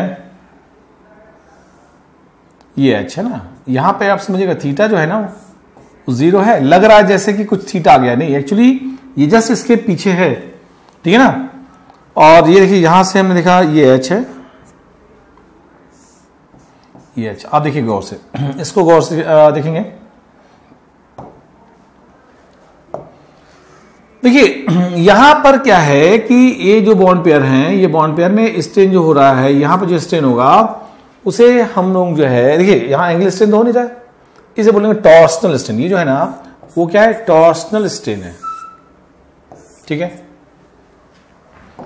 हम अगर देखें देखिएगा यहां जो H है और ये H है, इसमें जो रिपल्सन हो रहा है ये कहा जाएगा वॉन्डरवल स्ट्रेन या स्टेरिक स्ट्रेन. क्लियर है. ये हम लोग न्यूमैन प्रोजेक्शन में देख रहे हैं ना, इसी को सॉहर्स में भी देख सकते हैं. अगर हम सॉहर्स पे बात करें तो एक एंगल दे दीजिए, ये जो है H है, ये H है और ये H है, और यहां से जो है ये H है, ये H है और ये H. आप देखिए यहां से हम अगर बात करें तो गौर देखिएगा, ये देखिएगा ये H, ये इनमें जो है लग रहा है आपका वॉन्डरवल स्ट्रेन, और हम इसको देखें अगर यहां जो बॉन्ड पेयर इलेक्ट्रॉन है इनमें जो फील हो रहा है ये लग रहा है टॉर्सनल स्ट्रेन. तो एक बात समझिएगा, अगर हम व्यूज देखें तो ये व्यूज देखिए, ये बॉन्ड देखिए ना दिख रहा है, ये ओवरलैप कर रहे हैं।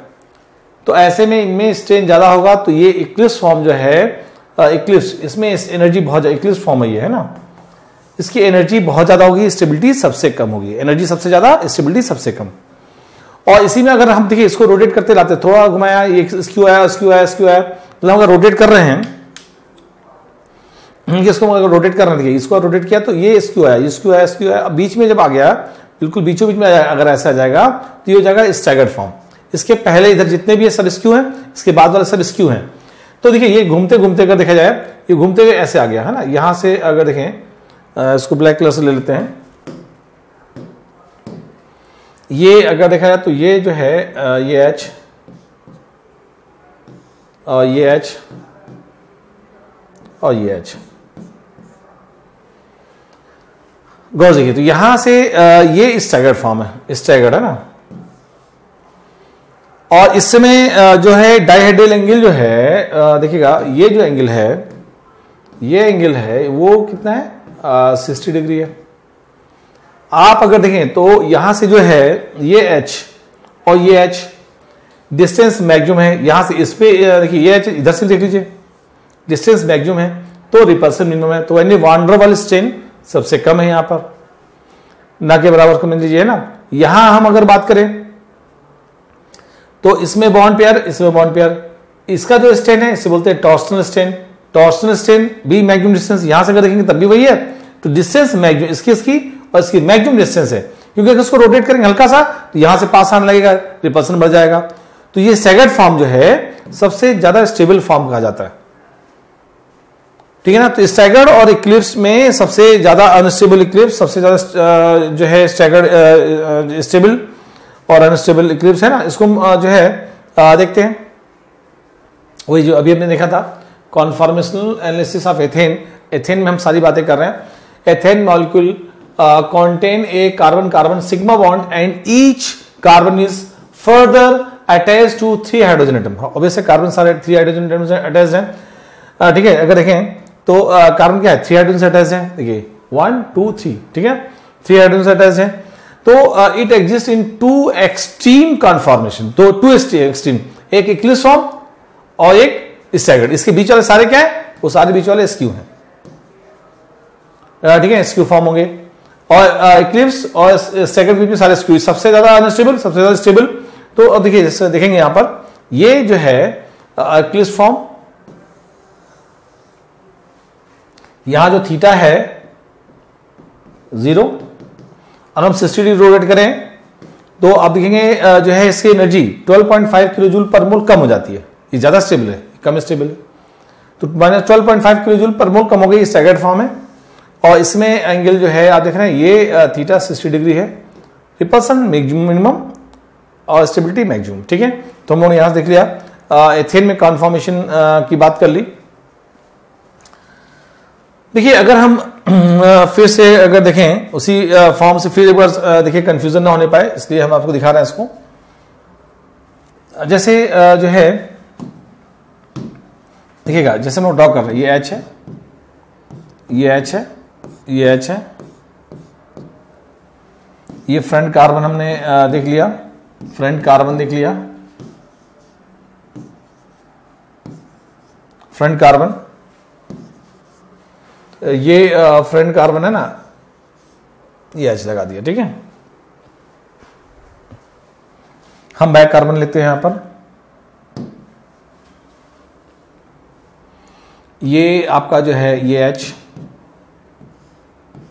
ये एच, ये एच, ये इक्लिप्स फॉर्म है, देख रहे हैं, मैक्सिमम रिपल्सन। अगर इसको 60 डिग्री रोटेट कर दें तो ये बीचों बीच में आ जाएगा।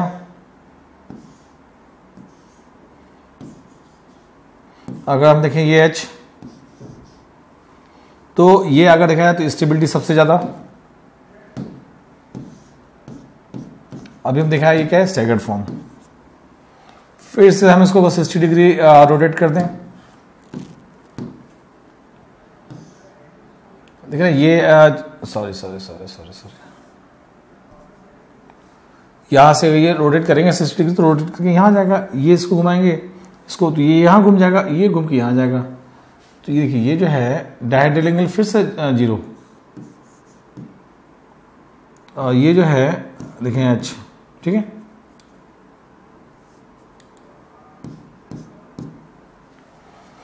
और इसको हम फिर से 60 डिग्री रोटेट कर दें तो घूम के फिर तरह जाएगा। देखिए इसको घूम के यहाँ आएगा, ये घूम के यहाँ जाएगा, फिर घूम के यहाँ जाएगा। तो ये जो है अगर आप देखिए गौर से, ये H है, ठीक है।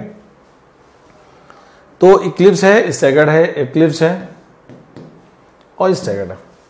तो हर अल्टरनेट में इक्लिप्स स्टैगर्ड इक्लिप्स स्टैगर्ड जा रहा है। तो इसकी एनर्जी प्रोफाइल हम देखने जाते हैं। अगर हम बात करें तो जनरली वेरिएशन में मालूम है। हम यहाँ से जो है ब्यूटेन को लेकर चलेंगे, ठीक है। ब्यूटेन को लेकर समझने की कोशिश करेंगे, ठीक है। कॉन्फॉर्मेशनल एनालिसिस ऑफ ब्यूटेन, आपने एथेन में देख लिया एग्जांपल। ब्यूटेन में हम अगर बात करें तो देखिएगा यहाँ से जैसे 1 2 3 4 ब्यूटेन है, और इसको आप चाहे तो ऐसे कर सकते हैं CH2 और CH2। इसमें अगर देखें तो जो है 1 2 3 एंड 4 कार्बन, ठीक है। हम सेकेंड थर्ड को ये फ्रंट लेते हैं, ये बैक ले लेते हैं। फ्रंट और बैक लेके हम इसको जो है कॉन्फॉर्मेशन देखना चाहें, देखिए तो इसमें कई बनेंगे। और इसमें खास बात समझिएगा कि जो ग्रुप है CH3 आ गया और CH3H में रिपल्सन में वेरिएशन आएगा। तो यहाँ पर जो आप देख रहे थे स्टैगर्ड फॉर्म, वो 2 फॉर्म में बदल जाएगा, और जो क्लिप्स है वो भी 2 पार्ट में, फुली क्लिप्स और पार्शली क्लिप्स में आ जाएगा, है ना। इस स्टैगर्ड को भी 2 नाम होंगे गॉच और एंटी। मैं दिखा रहा हूं कैसे ऐसा होता है। जैसे नॉर्मल हम अगर देखें, देखिए जैसे हम अगर देखें, बहुत ध्यान समझिएगा, जैसे हम लोग जो है बात करने जा रहे हैं ब्यूटेन की। तो ब्यूटेन में ये फ्रंट है और ये मान लीजिए बैक है। तो फ्रंट कार्बन से एक मिथाइल लगा है, 2 हाइड्रोजन लगे हैं। तो फ्रंट कार्बन से फ्रंट, ये कलर हम चेंज कर रहे हैं फ्रंट का, इसको रेड से ले लेते हैं, ठीक है। फ्रंट कार्बन से एक मिथाइल लगा है CH3 और 2 H लगे हुए, H और ये H। बैक कार्बन से मिथाइल लगा है और 2 हाइड्रोजन लगे हैं। तो यहां से हम जो है बैक कार्बन से 2 मिथाइल, ये ब्लू कलर जो है बैक कार्बन को रिप्रेजेंट कर रहा है, ये H और ये H। देखिए ये कॉन्फॉर्मर्स लग रहा है। देखिए यहां पर अगर देखा जाए तो डायहेड्रल एंगल जो है इस जगह 0 है, ये थीटा कितना है 0 है ना।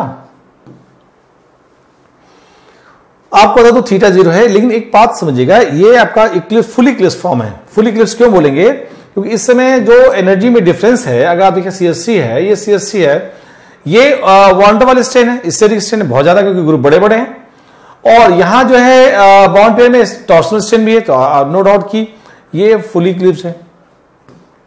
हाई एनर्जी हाई एनर्जी और हाईली अनस्टेबल रिपल्सन की वजह से। इसका एक और फॉर्म इक्लिप्स बनाता हूं मैं। देखिए अगर हम देखें इसका इक्लिप्स फॉर्म एक और बना के दिखाते हैं मैं आपको। और एक इक्लिप्स इसका ये फॉर्म बनेगा देखिएगा, यहां से जो है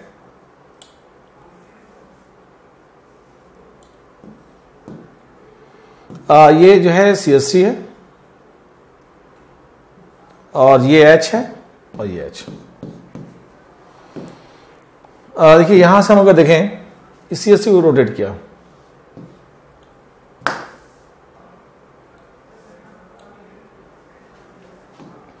बहुत ही गौर से देखिएगा, इस जगह जो है ये H है और हम लोग जो है देखिए इसमें हम लोग ले रहे हैं, यहां देखिए ये जो है ये H है, यहां CH3 है और ये H। अगर आप देखें ये भी इक्लिप्स है, ये भी इक्लिप्स है, क्योंकि यहां भी थीटा 0 है, 2 बॉन्ड के बीच एंगल का 0 है। लेकिन आप देखिए दोनों के एनर्जी में डिफरेंस है। दोनों में एनर्जी डिफरेंस क्या है? यहां पर जो है CH3 में रिपल्सन है, वन डबल स्ट्रेन ज्यादा है, और यहां क्या है CH3H में रिपल्सन है, वन डबल स्ट्रेन कम है। तो टॉर्सनल स्ट्रेन तो दोनों में, टॉर्सनल स्ट्रेन यहां भी टॉर्सनल स्ट्रेन भी है, लेकिन यहां वन डबल स्ट्रेन है, वन डबल स्ट्रेन, लेकिन यहां वन डबल स्ट्रेन कम, सॉरी ज्यादा, यहां वन डबल स्ट्रेन कम। तो देखा जाए तो इस इक्लिप्स में भी 2 अंतर आ गए, 2 पार्ट आ गए, फुल इक्लिप्स और पार्शियल इक्लिप्स। ऐसे ही स्टैगर्ड में होता है, स्टैगर्ड में 2 आ जाते हैं, गॉच और एंटी। तो मैं आपको बता दूं, दिखाता हूं, जैसे जो है मैं दिखाता हूं आगे गॉच एंटी में अगर बात करूं। देखिए इसी को सारे व्यूज दिखा रहा हूं, है ना, सारे व्यूज जो हैं, ठीक है। There are 6 important conformation shown by first to 6. जो 6 कन्फॉर्मर्स दिख रहे हैं इसके जैसे, बहुत ध्यान समझिएगा, लेकिन इसका पहले एक और फॉर्म देख लीजिए आप, है ना। देखिए जैसे मैं आपको दिखा रहा हूं, इसी को मतलब जो है हम देखिए देखा, जैसे यहां पर हमने देखा गॉच और एंटी की बात, मतलब गॉच में जो है इस सेकंड में गॉच एंटी की बात करेंगे। देखिए गॉच से यहां पर जो है ये फ्रंट ले रहे हैं ना,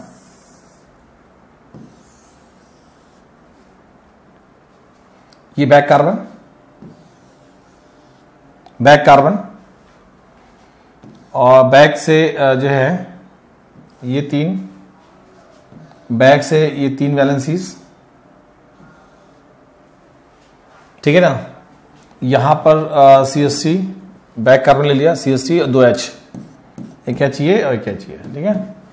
इसको हम स्टैटिक रखते हैं, CH3 और ये H और ये H, है ना, इसको हम स्टैटिक रख रहे हैं।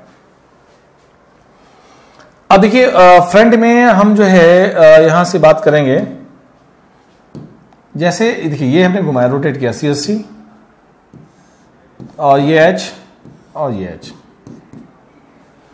अब यहां से ये देखिएगा CH3, ये H और ये H। आप इसको गौर से देखिए, अब देखिए दोनों में क्या है, यहां पर डायहेड्रल एंगल है ना, वो कितना है, 60 डिग्री है। यहां डायहेड्रल क्या है, 60 डिग्री है, लेकिन जो है ये दोनों क्या हो, स्टैगर्ड होना चाहिए। देखिए स्टैगर्ड में भी जो है इनकी एनर्जी में डिफरेंस आएगा, मैं दिखा रहा हूं। देखिए इसमें अगर देखिए टॉर्सनल स्ट्रेन जो है वो तो ना के बराबर है, 60 डिग्री है मैक्सिमम, लेकिन यहाँ वॉन स्ट्रेन देखिए, यहाँ CH3 और यहाँ CH3 है, ये पास में है ना, तो वॉन स्ट्रेन यहाँ ज्यादा है। जबकि यहां पर क्या है, CH3 और ये H है, H का साइज छोटा है, वॉन रेडियस कम है इसकी, तो ऐसे में यहां पर वॉन जो है रिपल्सन कम होगा, वॉन स्ट्रेन कम होगा।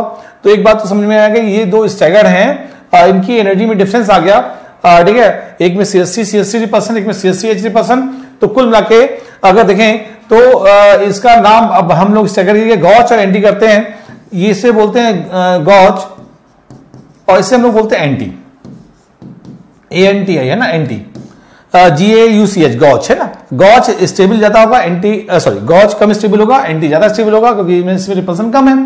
आप एक चीज और देखिएगा, यहां से हम अगर बात करें CH3 जस्ट अपोजिट है, इसलिए हम इसको एंटी भी बोलते हैं। तो हम एक बात तो कंफर्म होगी कि जो है इसके हम जो ब्यूटेन की देखेंगे कॉन्फॉर्मेशन, 6 कॉन्फॉर्मेशन बनेंगे, तो उसमें सेम एनर्जी वेरिएशन कैसे आएगा देखिएगा। जैसे यहां से इक्लिप्स कॉन्फॉर्मेशन, यहाँ CH3 क्या है, ओवरलैप कर रहे हैं ना, ये थीटा क्या 0 है, इसे हम फुल इक्लिप्स भी कह देते हैं या क्यों इक्लिप्स कह देते हैं ना। इसकी हम मालूम है एनर्जी सबसे ज्यादा, क्योंकि इसमें टॉर्सनल स्ट्रेन भी ज्यादा है और वॉन स्ट्रेन भी ज्यादा है। इसके बाद अगर इसको 60 डिग्री रोटेट करें, 60 डिग्री हम रोटेट कर दें, तो आप देखिए यहां पर जो है 60 डिग्री है ना, तो गौर से CH3 है और CH3 है, ये गॉच कन्फॉर्मेशन, गॉच भाई सेकंड का दूसरा हो गॉच, क्योंकि हमने कहा था गॉच एंटी में देखिए यहां CH3 ज्यादा है, और इसको फिर 60 डिग्री हम रोटेट करते, अगर इसको 60 डिग्री रोटेट किया तो ये घूमकर यहां आ जाएगा, देखिए यहां आ गया। अब फिर से इक्लिप्स बना, लेकिन अभी क्या है कि उसमें रिपल्सन उतना नहीं है, ये यहां CH3 रिपल्सन, यहाँ CH3, तो इस इक्लिप्स में और इस इक्लिप्स में ये इक्लिप्स ज्यादा स्टेबल है, ये इक्लिप्स कम स्टेबल है, इसलिए हम इसको फुल इक्लिप्स बोलते हैं और इसे पार्शली इक्लिप्स बोलते हैं, क्योंकि इक्लिप्स तो है लेकिन इसमें CH का रिपल्सन कम हो गया। इसका फिर इसको हम 60 डिग्री रोटेट कर दें, अगर 60 डिग्री देखिएगा, गौर से देखिएगा, यहां से हमने रोटेशन किया, ये CH3 घूम के इधर आ जाएगा, देखिए CH3 नीचे आ गया, ये H इधर जो है इधर H इधर आ गया, फिर यहां पे H इधर आ गया, ठीक है। तो यहां पर जो CH3 है तो ये H का रिपल्सन, ठीक है, और CH3 से जस्ट अपोजिट हो गया, इसे बोलते हैं एंटी कॉन्फॉर्मेशन। तो नो डाउट की जो गॉच है और एंटी है, इसमें CH3 रिपल्सन, इसमें CH3H रिपल्सन ये कम है, स्टेबल ज्यादा होगा, ये कम ये अनस्टेबल होगा। फिर से हम उसको रोटेट करें तो CH3 घूम के इधर आएगा, 60 डिग्री है ना, तो CH3 जब इधर घूम के आएगा, देखिए CH3 इधर आ गया। फिर से ये जो है आप देखेंगे CH3H का रिपल्सन है, CH3H का, तो ये होगा पार्शली इक्लिप्स फॉर्म। फिर से हम अगर रोटेट करेंगे समझिएगा 60 डिग्री, तो CST इधर आ जाएगा, देखिए CST इधर आ गया और CST, तो ये जो है फिर से बना गॉज फॉर्म, गॉज कॉन्फॉर्मेशन। देखिए CST रिप्रेजेंट है गॉज, एंटी नहीं है, एंटी में तो ये था जस्ट अपोजिट है ना, एंटी में जस्ट अपोजिट होता है गॉज, देखिए ये गॉज ये गॉज। तो कुल मिला के अगर देखें तो 6, 120, 180, 240 और एक और रोटेट करेंगे फिर से अपनी पोजीशन पे आ जाएगा ये। तो कुल मिला के हमने देखा कि हम किसी को भी जो है फ्री रोटेशन कराते हैं तो डिफरेंट कन्फॉर्मर्स बनेंगे, जिसमें आप देखा एथेन में, आपने देखा ब्यूटेन में। अभी हम इसके और भी एयर पोटेंशियल एनर्जी कर्व दिखाते हैं। देखिए जैसे भी हमने देखा, आप देखिए हम अगर बात करें इस जगह तो ये इक्लिप्स फॉर्म है, गौर देखिएगा,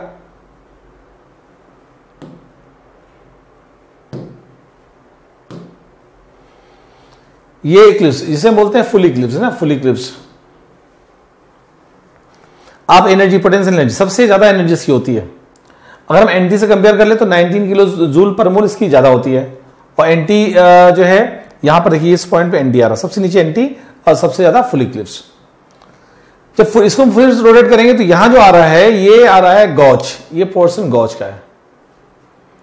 फिर गॉज से फिर रोटेट किया तो गया पार्शियल इक्लिप्स, पार्शियल इक्लिप्स से फिर आए तो एंटी गया, देखें एंटी, ये क्या गॉज है, इस पॉइंट पे गॉज है, गॉज ठीक है। और ये एंटी, ये चौथा थर्ड स्ट्रक्चर ये है, ठीक है, पार्शियल इक्लिप्स, इक्लिप्स का फिर चौथा स्ट्रक्चर ये है। फिर हम रोटेट करेंगे पांचवा स्ट्रक्चर ये आ जाएगा पार्शियल इक्लिप्स, फिर पार्शियल इक्लिप्स, फिर रोटेट करेंगे फिर गॉज आएगा, फिर रोटेट करेंगे तो इक्लिप्स। मतलब अगर आप देखें तो पूरे एक राउंड फिर से इक्लिप्स से इक्लिप्स पहुंच गया, और उसमें कितने जो है हमारे जो है पार्शियली आ रहे हैं, कितने फुली आ रहे हैं, हम यहां से इजिली देख सकते हैं। तो अगर आपसे बोला जाए कि कोई फुल इक्लिप्स है और हम अगर 360 डिग्री रोटेट करते हैं तो बताइए क्या मिलेगा, तो फुल इक्लिप्स मिलेगा।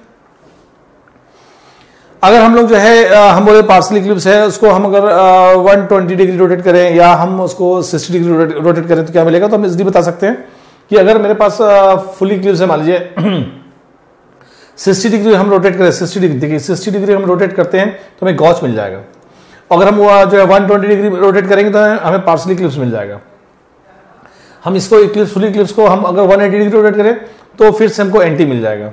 तो 180 डिग्री पे एंटी मिलता है। तो कभी कभी क्वेश्चन जेईई मेंस एडवांस में या नीट में पूछ दिया जाता है कि आप बताइए ये कन्फॉर्मर्स है, इसको हम इतनी डिग्री रोटेट करेंगे तो क्या मिलेगा, तो आप इजिली बता सकते हैं। अगर अंतरात्मा क्लियर तो बताना बहुत ही आसान। तो आपने देखा कि एनर्जी में वेरिएशन कैसे हो रहा है, क्लियर कट बिट डाटा देखिएगा कि यहां से जो है गॉज और एनटी में 3.8 किलो जूल पर मोल का डिफरेंस है, और जो है एनटी और पार्शियल इक्लिप्स में 16 किलो जूल, ठीक है ना। और 18 देखिए यहां से हम बात करें एनटी और फुल इक्लिप्स। देखिए बच्चों जैसे हम लोग देख रहे थे कॉन्फॉर्मेशन जो है ब्यूटेन में बात कर रहे थे। देखिए एक्चुअली है क्या, जो तो देख लिया हमने कि ब्यूटेन में जो है फुल इक्लिप्स है, पार्शियल इक्लिप्स है, गॉज है, एंटी है, और तो इनमें स्टेबिलिटी का सीक्वेंस देख लिया। उसी को हम एक बार एक चार्ट के फॉर्म में देख रहे हैं, जिससे में आपको एक प्रॉपर नोट्स मिल जाए, और आप एक अच्छा नोट्स बना भी लीजिएगा।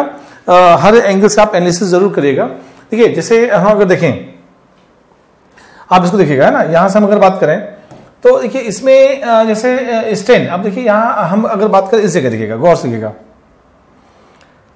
देखिए इसमें जैसे हम लोग ले रहे हैं, यहां पर हमने अभी जो ग्राफ देखा था, सबसे पहले हम अगर इक्लिप्स से बात कर ले, इक्लिप्स में अगर देखिए तो सबसे ज्यादा यहां पर क्या है, वॉन डबल स्टेन है ना, स्टेरिक स्टेन है, और इसमें टॉर्सनल स्टेन भी बहुत ज्यादा है।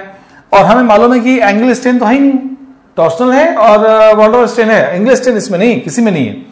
तो हम ये चार्ट के थ्रू देखेंगे किसमें स्टेन है, किसमें कम है, ज्यादा है, उसका चार्ट देखने जा रहे हैं। देखिएगा जैसे हम अगर बात करें, देखिए इसमें हम अगर बात करें, देखिए इस जगह जो है simple strain and stability normal butane. अगर देखिए अगर हम बात करें, नीचे से देखते हैं फुल इक्लिप्स। देखिए फुल इक्लिप्स है ना, फुल इक्लिप्स में डायहेड्रल एंगल कितना होता है, 0 होता है, जैसा कि हम बता चुके हैं आपको, जस्ट रिवीजन है ये। आप देखिए फुल इक्लिप्स में जो टॉर्सनल स्टेन फील करेगा, टॉर्सनल, यहां देख रहे हैं ना, ये जो बॉन्ड है इसकी वजह से हो रहा है, तो टॉर्सनल स्ट्रेन मैक्सिमम है, मैक्सिमम लिखा हुआ है। आप देखिए यहां से अगर देखा जाए वॉन डबल स्ट्रेन, वॉन डबल देखिए सीएससी सीएससी है, आप समझिएगा सीएससी सीएससी है। अब गौर देखिए ये जो है आप देखेंगे तो सीएससी सीएससी क्या है, बड़ा है, तो इसकी वजह से वनडर स्ट्रेन भी बहुत ज्यादा होगा। तो आप गौर देखिए कि यहां से वनडर स्ट्रेन जो है मैक्सिमम बिटवीन 2 CH3 ग्रुप्स हैं। अब ये इसमें स्टेबिलिटी जो होगी नो डाउट की सबसे मिनिमम होगी, सबसे ज्यादा फुली क्लिप्स जो है आपका अनस्टेबल होता है। ये पॉइंट वाइज हम पहले बता चुके हैं, पॉइंट वाइज नोट दिखा रहे हैं। अब इसको अगर देखिएगा, अगर हम इसको रोटेट करें, इसको देखिए रोटेट करते हैं 60 डिग्री, तो ये यहां पर आ जाएगा, क्या है, गॉच है। गॉच में देखिए कि वनडरवाल स्ट्रेन क्या होगा, बहुत कम होगा। यहां पे हम अगर बात करें टॉर्सनल स्ट्रेन बहुत कम हो जाएगा, ठीक है। अगर देखिए गॉच है तो इसमें गॉच में देखिए 60 डिग्री, अच्छा एंगल कितना है, 60 डिग्री आ गया। तो यहां पर डायहेड्रल एंगल 60 डिग्री है, टॉर्सनल स्ट्रेन ना के बराबर 0 है, ठीक है। यहां पे लिखा ना 0, मतलब यहां एब्सेंट है, ठीक है।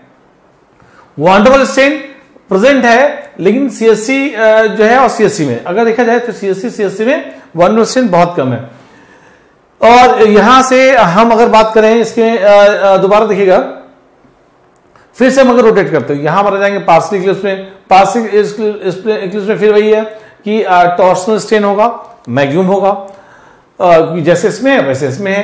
वनडरवाल स्ट्रेन भी होगा लेकिन कम होगा, इससे ज्यादा होगा लेकिन, है ना।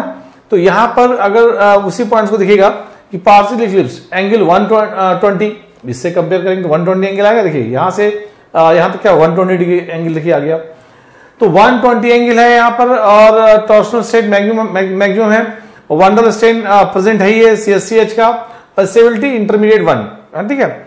यहां से एंटी अगर बात की जाए सबसे लास्ट में, देखिए यहां पर हम अगर बात करें तो एंटी जो है वो देखिए इस जगह आ रहा है एंटी, ठीक है। तो एंटी क्या अगर देखेंगे तो सिंपल सा गौर सीखेगा कि इसमें डायहेड्रल एंगल कितना 180 आपने देखा, टॉर्सनल स्ट्रेन एब्सेंट है भाई, जस्ट अपोजिट, या वनडरवाल स्ट्रेन भी एब्सेंट है, ठीक है।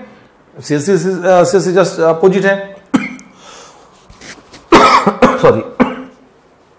तो यहां से देखिए हम अगर बात करें एंटी में, देखिए CSC और CSC जस्ट अपोजिट है, तो वनडरवाल स्ट्रेन भी इसमें 0 है।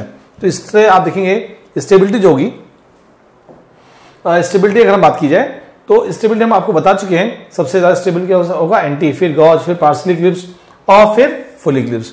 तो आप ध्यान रखिएगा कि नॉर्मल ब्यूटेन में स्टेबिलिटी का सीक्वेंस क्या होगा, ये मैं आपको डिस्कस कर चुका हूं। इस पे क्वेश्चन किस तरह आते हैं मैं दिखाता हूं। देखिए नॉर्मल स्टेबिलिटी देख ली, लेकिन कुछ ऐसे स्पेशल केसेस होते हैं जहां पर सेकेंडरी मॉलिक्यूलर फोर्स वर्क करने लगता है, जिसकी वजह से स्टेबिलिटी बदल जाती है, सीक्वेंस अलग होता है। जैसे हाइड्रोजन बॉन्डिंग हम अगर देखें, इंट्रामॉलिक्यूलर हाइड्रोजन बॉन्डिंग हो जाती है। और एक और बात बता दूं, जितने भी कन्फॉर्मर्स हैं ये आपस में इतना फास्ट इंटर कन्वर्जन होते हैं, रैपिड इन्वर्जन होता है कि इनको हम सेपरेट नहीं कर पाते।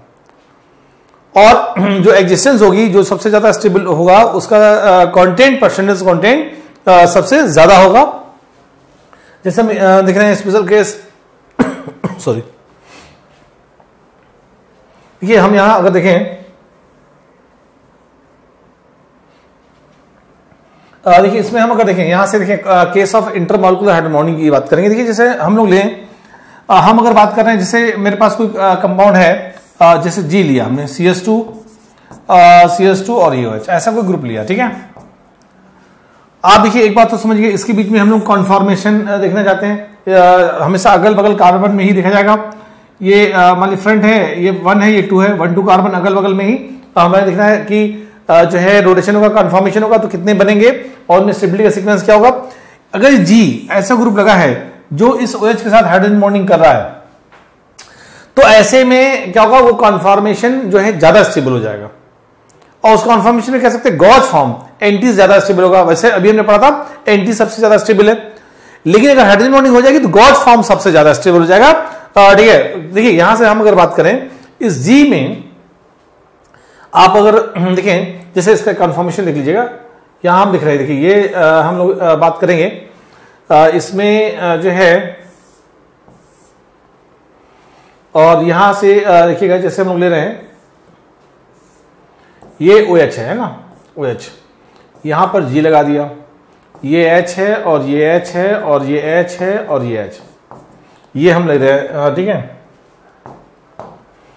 इस G में ऐसा कोई ग्रुप लगा है जो हाइड्रोजन बॉन्डिंग बना रहा है, तो क्या होगा, गॉच फॉर्म ज्यादा स्टेबल होगा। आप कहें सब इसको यहां लगा दीजिए और आप बना दीजिए एंटी, वो ज्यादा स्टेबल होना चाहिए। ये सॉरी, इसको आप बना दीजिए इक्लिप्स, वो ज्यादा स्टेबल होना चाहिए। तो इक्लिप्स में जो टॉर्सनल स्ट्रेन है वो बढ़ जाएगा, ठीक है।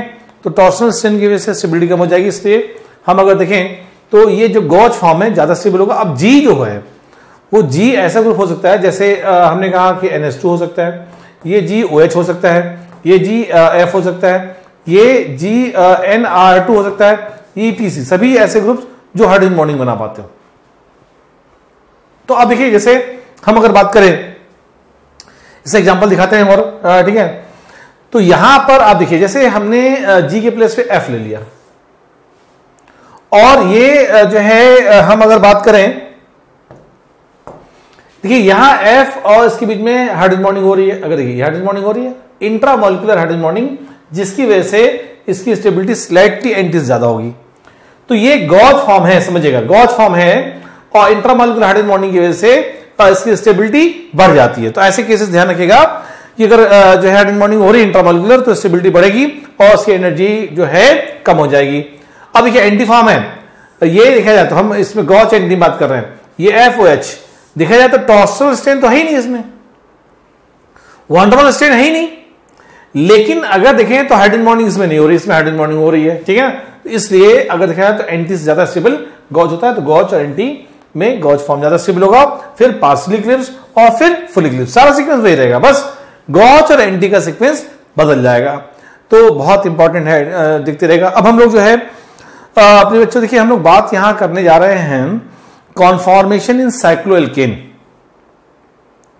हम लोगों ने जो है कॉन्फॉर्मेशन तो देख ही लिया है नॉर्मल ओपन चैन एल्केन में, इस साइक्लोएल्केन में कॉन्फॉर्मेशन देखना चाहते हैं हम लोग। तो अब देखिए आपको बता दूं कि जैसे बेयर्स स्ट्रेन थ्योरी, बेयर्स साहब ने सबसे पहले दिया था, तो उन्होंने एज्यूम किया था कि सारे साइक्लिक कंपाउंड जो है प्लेनर होते हैं, जबकि एक्चुअली ऐसा होता नहीं है। साइक्लोप्रोपेन तो प्लेन पे एग्जिस्ट करता है, 3 कार्बन का रिंग जो है प्लेन पे एग्जिस्ट करता है, लेकिन 4 कार्बन है वो प्लेन छोड़ने लगता है, 5 है तो और प्लेन छोड़ेगा, 6 है तो और छोड़ेगा, तो जितने 3 के बाद सारे प्लेन छोड़ने लगते हैं, और जितने प्लेन छोड़ेंगे तो डिफरेंट कॉन्फॉर्मेशन आएगा। हम प्रोपेन को लेकर एग्जांपल समझाने की कोशिश करेंगे किस तरह उसमें स्ट्रेन क्रिएट होता है। देखिए एक बात तो कंफर्म है, अभी हमने देखा कि साइक्लिक कंपाउंड में एंगुलर स्ट्रेन कैसे क्रिएट होता है, ये दिखाएंगे आपको।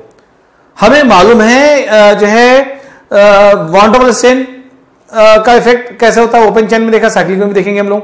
टॉर्सनल स्ट्रेन हम साइक्लिक में भी देखेंगे, ओपन चेन में देखा। तो यहां पर हम लोग एंगुलर स्ट्रेन की बात करेंगे, किस तरह साइक्लिक कंपाउंड स्टेबल होता है, अनस्टेबल होता है। तो आप देखिएगा पहले तो हम बेयर्स स्ट्रेन थ्योरी के हिसाब से एंगल की बात करेंगे, और देखिएगा बहुत ध्यान से, जैसे हम लोग जो है साइक्लिक कंपाउंड लेने जा रहे हैं। अब एक बात तो कंफर्म है कि साइक्लिक कंपाउंड जो है 3 मेंबर्स है, ठीक है। जैसे हम लोग यहां लेके समझेंगे, ठीक है। देखिए जैसे 3 मेंबर है ये, ठीक है। इसमें अगर हम बात करें जनरली है क्या, ये sp3 हाइब्रिडाइज है, ये जो कार्बन है वो sp3 हाइब्रिडाइज है, और sp3 अगर हाइब्रिडाइज है तो इसका जो एंगल है वो 109 डिग्री 28 मिनट का होना चाहिए। लेकिन एक्चुअल में जो इसका एंगल है वो होता कितना है, देखिए यहां हम अगर बात कर लें, एंगल कितना होता है 60 डिग्री। तो एंगल 60 डिग्री है और एंगल होना कितना चाहिए था 109 डिग्री 28 मिनट्स। तो ये जो है इतना है, होना इतना चाहिए था। तो एक्चुअल क्या हुआ कि नॉर्मल एंगल से हमने डिस्टर्ब कर दिया, तो डिस्टॉर्शन हो गया नॉर्मल एंगल से, जिसकी वजह से एंगल स्ट्रेन आएगा, ठीक है। इस तरह स्ट्रेन को एंगल स्ट्रेन बोलते हैं। तो ये जो साइक्लोप्रोपेन है वो अनस्टेबल हो जाएगा। देखिए कितना एंगल हमने कहा कि होना चाहिए कितना 109 डिग्री 0.5 डिग्री मिनट्स है ना, है कितना 60 डिग्री। तो ऐसे में अगर हम बात करें तो आप देखिए गौर से, इसमें नॉर्मल एंगल से हमने इतना वेरी कर दिया, नॉर्मल एंगल से इतना डिस्टॉर्शन, तो डेविएशन कितना हुआ 24 डिग्री 44 मिनट्स। अच्छा ये डेविएशन निकाला कैसे आपने, पहले तो आप साइक्लोप्रोपेन में एंगल निकालना सीखिए। तो अगर हम एंगल निकालना है तो आपको बता दूं, यहां से साइड जो n-2/2 इंटू 180, समझिएगा इंटू 180, यहां पर जो n है वो नंबर ऑफ साइड्स है, नंबर ऑफ साइड्स है ना, ये नंबर ऑफ साइड्स है ना रिंग। तो अगर 3 साइड्स, 3 से नीचे तो रिंग बन नहीं सकती, हम यहां 3-2/3, तो 1/3 इंटू 180 कितना आएगा 60 डिग्री। साइक्लोप्रोपेन जो एंगल आएगा वो कितना आ रहा है 60 डिग्री आ रहा है, ठीक है। साइक्लोब्यूटेन में जो एंगल आएगा वो आएगा 90 डिग्री। अगर आप देखें साइक्लोब्यूटेन में, देख लें इसको, देखिए साइक्लोब्यूटेन में अगर हम देखें ये गौर देखिएगा, ये मेरे पास साइक्लोब्यूटेन है और जो एंगल देखिए यहां से हम अगर देखें ये एंगल जो है होना चाहिए sp3 हाइब्रिडाइज है तो 109 डिग्री 28 मिनट का एंगल होना चाहिए। और ये है कितना, ये एंगल जो है वो है 90 डिग्री। अभी हमने निकाला, कैसे निकाला, n की वैल्यू क्या है 4, 4 - 2 अपॉन 2, 4 - 2 कितना था 2, 2/4 यानी 1/2, 1/2 इंटू 180 कितना होगा 90 डिग्री। तो n की वैल्यू 4 रखते हैं हम लोग तो 90 डिग्री वैल्यू निकल आएगी, ठीक है। तो यहां से ये एंगल 90 है और normal angle sp3 hybridised carbon में कितना होना चाहिए 109 डिग्री 28 मिनट। तो आप देखिए जो डिफरेंस आया एंगल में उसको दो पार्ट में डिवाइड कर दीजिए, दो पार्ट में डिवाइड कर दीजिए, इधर भी गया इधर भी गया, दो पार्ट में डिवीजन हो गया। जैसे यहां से आप देखें 109 डिग्री एंगल होना चाहिए, 109 डिग्री 5 मिनट्स, और इसको दो पार्ट में जो डिफरेंस आया 60 से उसको दो पार्ट में डिवाइड कर दीजिए। दो पार्ट में डिवाइड करेंगे तो 24.44 में आएगा, ठीक है, 24 डिग्री 44 मिनट्स आ जाएगा, ठीक है। तो ओवरऑल हमने एक चीज देखा कि साइक्लोप्रोपेन में नॉर्मल एंगल से डेविएशन ज्यादा है 60 डिग्री, तो इसमें एंगल स्ट्रेन ज्यादा होगा। यहां नॉर्मल 120 होना चाहिए 120, तो 120 से 90 डिग्री इसमें डेविएशन कम है। साइक्लोपेंटेन में और भी कम आएगा। तो इससे हम देखेंगे जैसे प्रोपेन में डेविएशन ज्यादा तो स्ट्रेन एंगल स्ट्रेन ज्यादा, ब्यूटेन में डेविएशन कम तो एंगल स्ट्रेन कम, और पेंटेन में और भी एंगल जो है डेविएशन देखेंगे तो कम तो स्ट्रेन और भी कम। तो हम लोग बॉन्ड स्ट्रेन निकालते हैं। देखिए एक बात समझिएगा, मतलब एंगल स्ट्रेन निकालेंगे, बॉन्ड एंगल तो निकाल लिया, एंगल स्ट्रेन देखिए, एंगल स्ट्रेन है ना, जनरली इसको हम लोग जो है फाई या थीटा से लिखते हैं, फाई, ठीक है। हमेशा ध्यान रखिएगा जो एंगल स्ट्रेन है इसको हम 5 निकालेंगे तो ये एक बात समझिएगा, नॉर्मल एंगल कितना होता है 109 डिग्री, 109 डिग्री और 5 मिनट्स, 109.5 डिग्री है ना, 28 मिनट्स को हम लोग 109 डिग्री 5 मतलब 100, देखिए इसको हमने कहा नॉर्मल एंगल कितना है, इसको देखिए ऐसे लिख सकते हैं 109 डिग्री है ना, और 28 मिनट्स या फिर 0.5 ऐसे कर दीजिए, है ना, एक ही आसपास ही है, ठीक है। नॉर्मल एंगल कितना है माइनस थीटा, तो यहां जो है ये थीटा जो एंगल आ रहा है ना थीटा, ये नॉर्मल एंगल है अपॉन 2, तो ये जो है ये आपका जो है एंगल स्ट्रेन आएगा, एंगल स्ट्रेन, ठीक है। इसे हम फाई से रिप्रेजेंट करते हैं जनरली। तो एंगल स्ट्रेन जितना ज्यादा आएगा उतना स्टेबिलिटी रिंग की कम हो जाएगी। तो स्टेबिलिटी जो है, स्टेबिलिटी की अगर बात की जाए, ठीक है, ये एंगल स्ट्रेन के इनवर्सली प्रोपोर्शनल होता है, इनवर्सली प्रोपोर्शनल, ठीक है। तो एक बात तो कंफर्म हो गई कि अगर जो है, वैसे ये हमने जो एंगल निकाला है, प्रोपेन तो हमेशा प्लेन पे रहेगा, लेकिन ब्यूटेन हल्का सा प्लेन छोड़ेगा, पेंटेन और एंगल प्लेन छोड़ेगा। तो ऐसे ही हम लोग जो है डिफरेंट में एंगल निकाल सकते हैं और उस हिसाब से स्ट्रेन निकाल सकते हैं। आप देखिएगा जैसे हम लोग अगर बात करें, बहुत ध्यान समझिएगा, जैसे हम लोग ले रहे हैं जगह, हमने साइक्लोप्रोपेन लिया, ठीक है, हमने जो है साइक्लोब्यूटेन ले लिया, हमने साइक्लोपेंटेन ले लिया, हमने साइक्लोहेक्सेन ले लिया। हम अगर बॉन्ड एंगल निकालना चाहते हैं, बॉन्ड एंगल है ना थीटा, तो एक बात तो मालूम है कि हमने थीटा के लिए फॉर्मूला पढ़ा था n-2 अपॉन n इंटू 180, है ना, हम इजली जो है निकाल सकते हैं। यहाँ थी की देखिए थी में साइड्स हैं, तो थीटा जो निकलेगा 3-2 अपॉन 3 इंटू 180 कितना आएगा 60, है ना, यानी यहां कितना एंगल 60 है, एंगल कितना होगा 60 डिग्री, है ना। यहां अगर निकालते हैं थीटा इक्वल टू, तो 4-2 अपॉन 4, 2/4 यानी 1/2, तो यहां से 1/2 यानी कितना होगा 90 डिग्री, ये एंगल कितना हो गया 90 डिग्री, है ना। ऐसे हम अगर बात करेंगे, ये अगर निकालें तो 5-2 अपॉन 5 इंटू 180 आप देखिएगा एंगल निकालना बता रहा हूं मैं। तो 5 - 2 कितना होगा 3/5 है ना। 3/5 से आप डिवाइड करेंगे जो है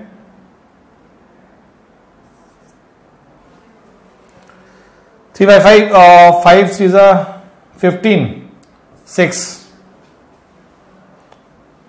तो ये देखिए यहां से 5 - 2 / 5 180 है और इसको सॉल्व करेंगे आप यहां से तो ये आपका जो है एंगल निकालिए और 5 3 15 और 3 और 0 5 6 30 ठीक है 36।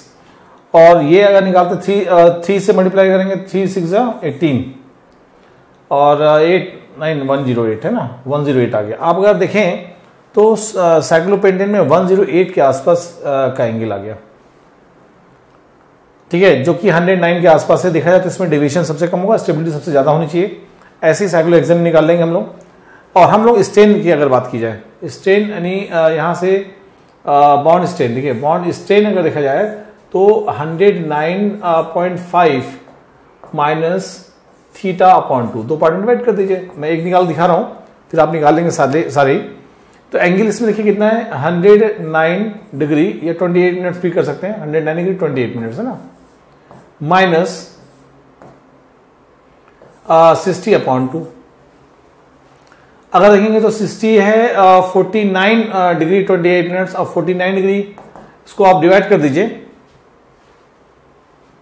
तो 40 और 9 49 डिग्री 22 से डिवाइड करेंगे तो 22। देखिए इसको कर ले रहे हैं, ठीक है।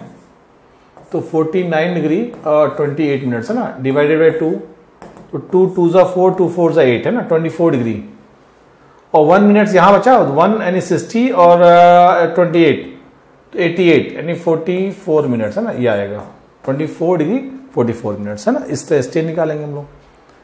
स्ट्रेन हम लोग जो है अगले में निकाल रखा हुआ है, देखिएगा 22 डिग्री 44 यहां से जो है 24 डिग्री, फिर देखिएगा यहां से 109 डिग्री 28 मिनट्स है और 60 हमने माइनस किया तो ये 49 28 ठीक है 2 2 4 2 4 8। ये यहां पे डाटा चेंज कर लीजिएगा तो 44 जो है 24 ठीक है 24 डिग्री 44 मिनट्स, ठीक है। तो इस तरह हम लोग जो है निकालेंगे। यहाँ पर 90 डिग्री आएगा, यहाँ 9.4 में ले लीजिए आप, ठीक है, ये मिनट्स लगा लीजिए, ठीक है, मिनट्स में ले लेते हैं। तो इस तरह हम लोग जो है कैलकुलेट करेंगे, ठीक है। लेकिन आपको बता दूं कि प्लेन छोड़ना शुरू कर देता है ये साइक्लोहेक्सेन। जैसे आपने डिफरेंट देखा, साइक्लोहेक्सेन में जो है एंगल 120 है और यहाँ स्ट्रेन जो है इसको हम डी से भी लिखते हैं, स्ट्रेन को -5.16 डिग्री है। ऐसे यहाँ पर 9.33 डिग्री है, यहाँ पर जो है आप देखें 12.46 डिग्री है। क्योंकि मैंने मिनट में लिखा है, डिग्री में लिखेंगे तो 20 सेम आ जाएगा, ठीक है। आप मिनट में लिख लीजिए। तो हम लोग यहाँ से एक आइडिया है कि हम लोग बढ़ रहे हैं ना, तो स्ट्रेन देखिए यहाँ तक तो जो है कम होता गया, ठीक है, कम होता गया, लेकिन यहाँ से फिर उल्टा रिवर्स में बढ़ना शुरू हो गया। तो होता क्या है कि देखा जाए तो इस बेयर स्ट्रेन थ्योरी के हिसाब से सबसे ज्यादा साइक्लोपेंटेन होना चाहिए, लेकिन ऐसा होता नहीं है, रीजन की प्लेन छोड़ देते हैं। तो साइक्लोहेक्सेन जो है उसको डिफरेंट कन्फॉर्मर्स बनाएगा, तो उसके में स्टेबिलिटी का फंड हम देखेंगे। साइक्लोहेक्सेन देखा जाए तो फैक्ट है कि जब चेयर फॉर्म में आता है तो सबसे ज्यादा स्टेबल होता है। तो साइक्लोहेक्सेन में हम लोग कन्फॉर्मर्स देखेंगे। उसके बाद जो है हम चेयर फॉर्म कैसे स्टेबल चेयर है और कैसे बोर्ड फॉर्म कम स्टेबल है, कैसे हाफ चेयर सबसे ज्यादा अनस्टेबल है, तो हम इसकी बात करने जा रहे हैं। तो कॉन्फॉर्मेशन इन साइक्लोहेक्सेन की बात करेंगे, साइक्लोहेक्सेन की बात करेंगे। तो देखिए यहां से साइक्लोहेक्सेन की स्टेबिलिटी में हम बात करेंगे चेयर फॉर्म। देखिए आपको बता दूं, जैसे चेयर हम देखें यहां से हम बात कर रहे हैं, देखिए चेयर फॉर्म है ना, ये चेयर फॉर्म है मान लीजिए मेरे पास है ना। ऐसे हम ड्रॉ करेंगे तो ये बोर्ड फॉर्म है। ऐसे हम लोग लेंगे तो जो है हाफ चेयर है। देखिए यहां से हम अगर देखें तो ये जो है हाफ चेयर है, कई कन्फॉर्मर्स हैं, बनेंगे इनफाइनाइट कन्फॉर्मर्स, लेकिन जो मेन कन्फॉर्मर्स है वो हम यहां लिख रहे हैं ना। हम देखेंगे यहां से जो है, अगर देखिएगा इसको ट्विस्ट कर दीजिए, ठीक है, ये dash dash dash dash dash जो है इसको जो है हम ऐसे लेते हैं twist boat. Board form, chair form और हाफ चेयर, है ना, ये हाफ चेयर। तो ये डिफरेंट मेन कॉन्फॉर्मर्स हैं। हम यहां से पहले इसकी बात करेंगे, स्टेबिलिटी सबसे ज्यादा क्यों है, और ऐसे बोर्ड का कॉन्फॉर्मर्स देखेंगे, है ना, इन सबको मिला के हम एनालिसिस करेंगे। मैं बता दूं, जो चेयर कॉन्फॉर्मर्स है इसमें जो है टॉर्सनल और एंगल स्ट्रेन और जो है वॉन्डल स्ट्रेन सब ना के बराबर होते हैं, 0 होते हैं, जिसकी वजह से सबसे ज्यादा स्टेबल होता है ये। अगर हम जैसे बात कर रहे हैं, ये जैसा हमने लिया चेयर फॉर्म, है ना, आपको बता दूं इसमें जो है एक्सियल और इक्वेटोरियल दो चलते हैं। देखिए यहां से हम अगर देखें 1 है, ये 1 पोजीशन है, 1 है, 2 है, ऐसे लीजिए 1 है, 2 है, 3 है, 4 है, 5 है और ये 6 है। तो यहां से देखिए एक एक्सियल जाएगा अपवर्ड, एक एक्सियल डाउनवर्ड, फिर अपवर्ड और फिर डाउनवर्ड, फिर अपवर्ड और फिर डाउनवर्ड। ये जो ब्लू कलर देख रहे हैं ना, ये सब एक्सियल पोजीशन वाले हैं।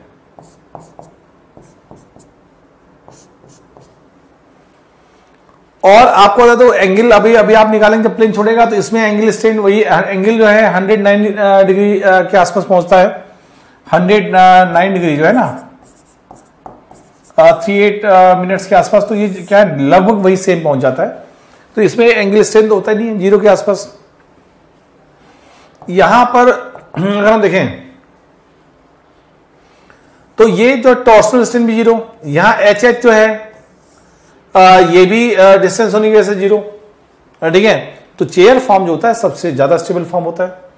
आप देखिए जैसे हम यहां देखें इक्वेटोरियल फॉर्म हम बना रहे हैं, देखिए ये जो है एच इक्वेटोरियल है, यहां पर हम क्या करें, ये इक्वेटोरियल है, ये एच इक्वेटोरियल है, यहां पे इक्वेटोरियल है ना। यहां हम अगर बात करें, देखिए जैसे हम लोग लेते हैं ये इक्वेटोरियल है, ये जा रहा है इक्वेटोरियल, देखिए ये जो ग्रीन वाला सारा इक्वेटोरियल। तो इसमें क्या होता है, एक्सियल इक्वेटोरियल चलता है। और आपको बता दें इक्वेटोरियल में जो है स्पेस ज्यादा होने की वजह से रिपल्सन ना के बराबर है ना। एक्सियल में जो है रिपल्सन आप देख रहे हैं वो भी इग्नोरेबल है, जिसकी वजह से स्टेबिलिटी हाईएस्ट होती है। और अगर देखें तो सारे बॉन्ड्स होते हैं जितने भी एक्सियल वाले हैं या सारे इक्वेटोरियल वाले हैं, सब स्टैगर्ड फॉर्म में होते हैं। तो इसका हम लोग न्यूमन प्रोजेक्शन में देख रहे हैं। देखिए यहां से ये अगर देखा जाए तो ये सारे ही जो है अगर आप देखिए एच आप ड्रॉ करें तो देखिए इस समय क्या है, ये जस्ट क्या है, एंटी फॉर्म है, स्टैगर्ड फॉर्म में जा रहा है। ये देख रहे हैं स्टैगर्ड फॉर्म में, स्टैगर्ड 60 डिग्री का एंगल है, 60 डिग्री का एंगल यहां पर है। तो सारे ही स्टैगर्ड फॉर्म में होने की वजह से अभी हमने पढ़ा था स्टैगर्ड फॉर्म में जो है टॉर्सनल स्ट्रेन होता ही नहीं है। तो ऐसे में ये जो है सभी स्टेबल होंगे 60 डिग्री। तो highly chair form all staggered bonds are present, है ना। तो चेयर कन्फॉर्मेशन बहुत स्टेबल होता है। हम ऐसे ही देखेंगे यहां से जो है बात करें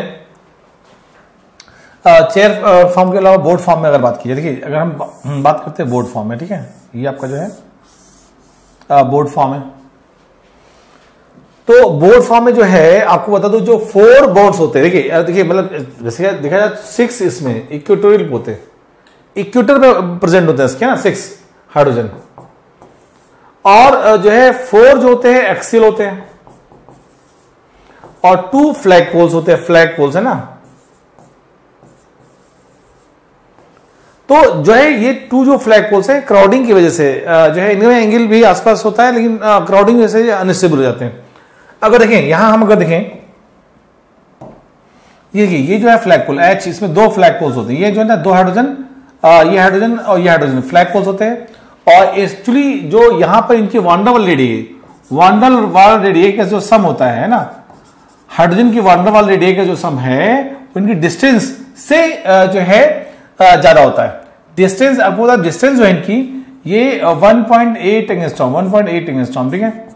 यहां से यहां तक डिस्टेंस जो है अगर देखें 1.8 होती है, जबकि वांडरवाल रेडियस क्या था 2.4 एंगस्ट्रॉम होती है।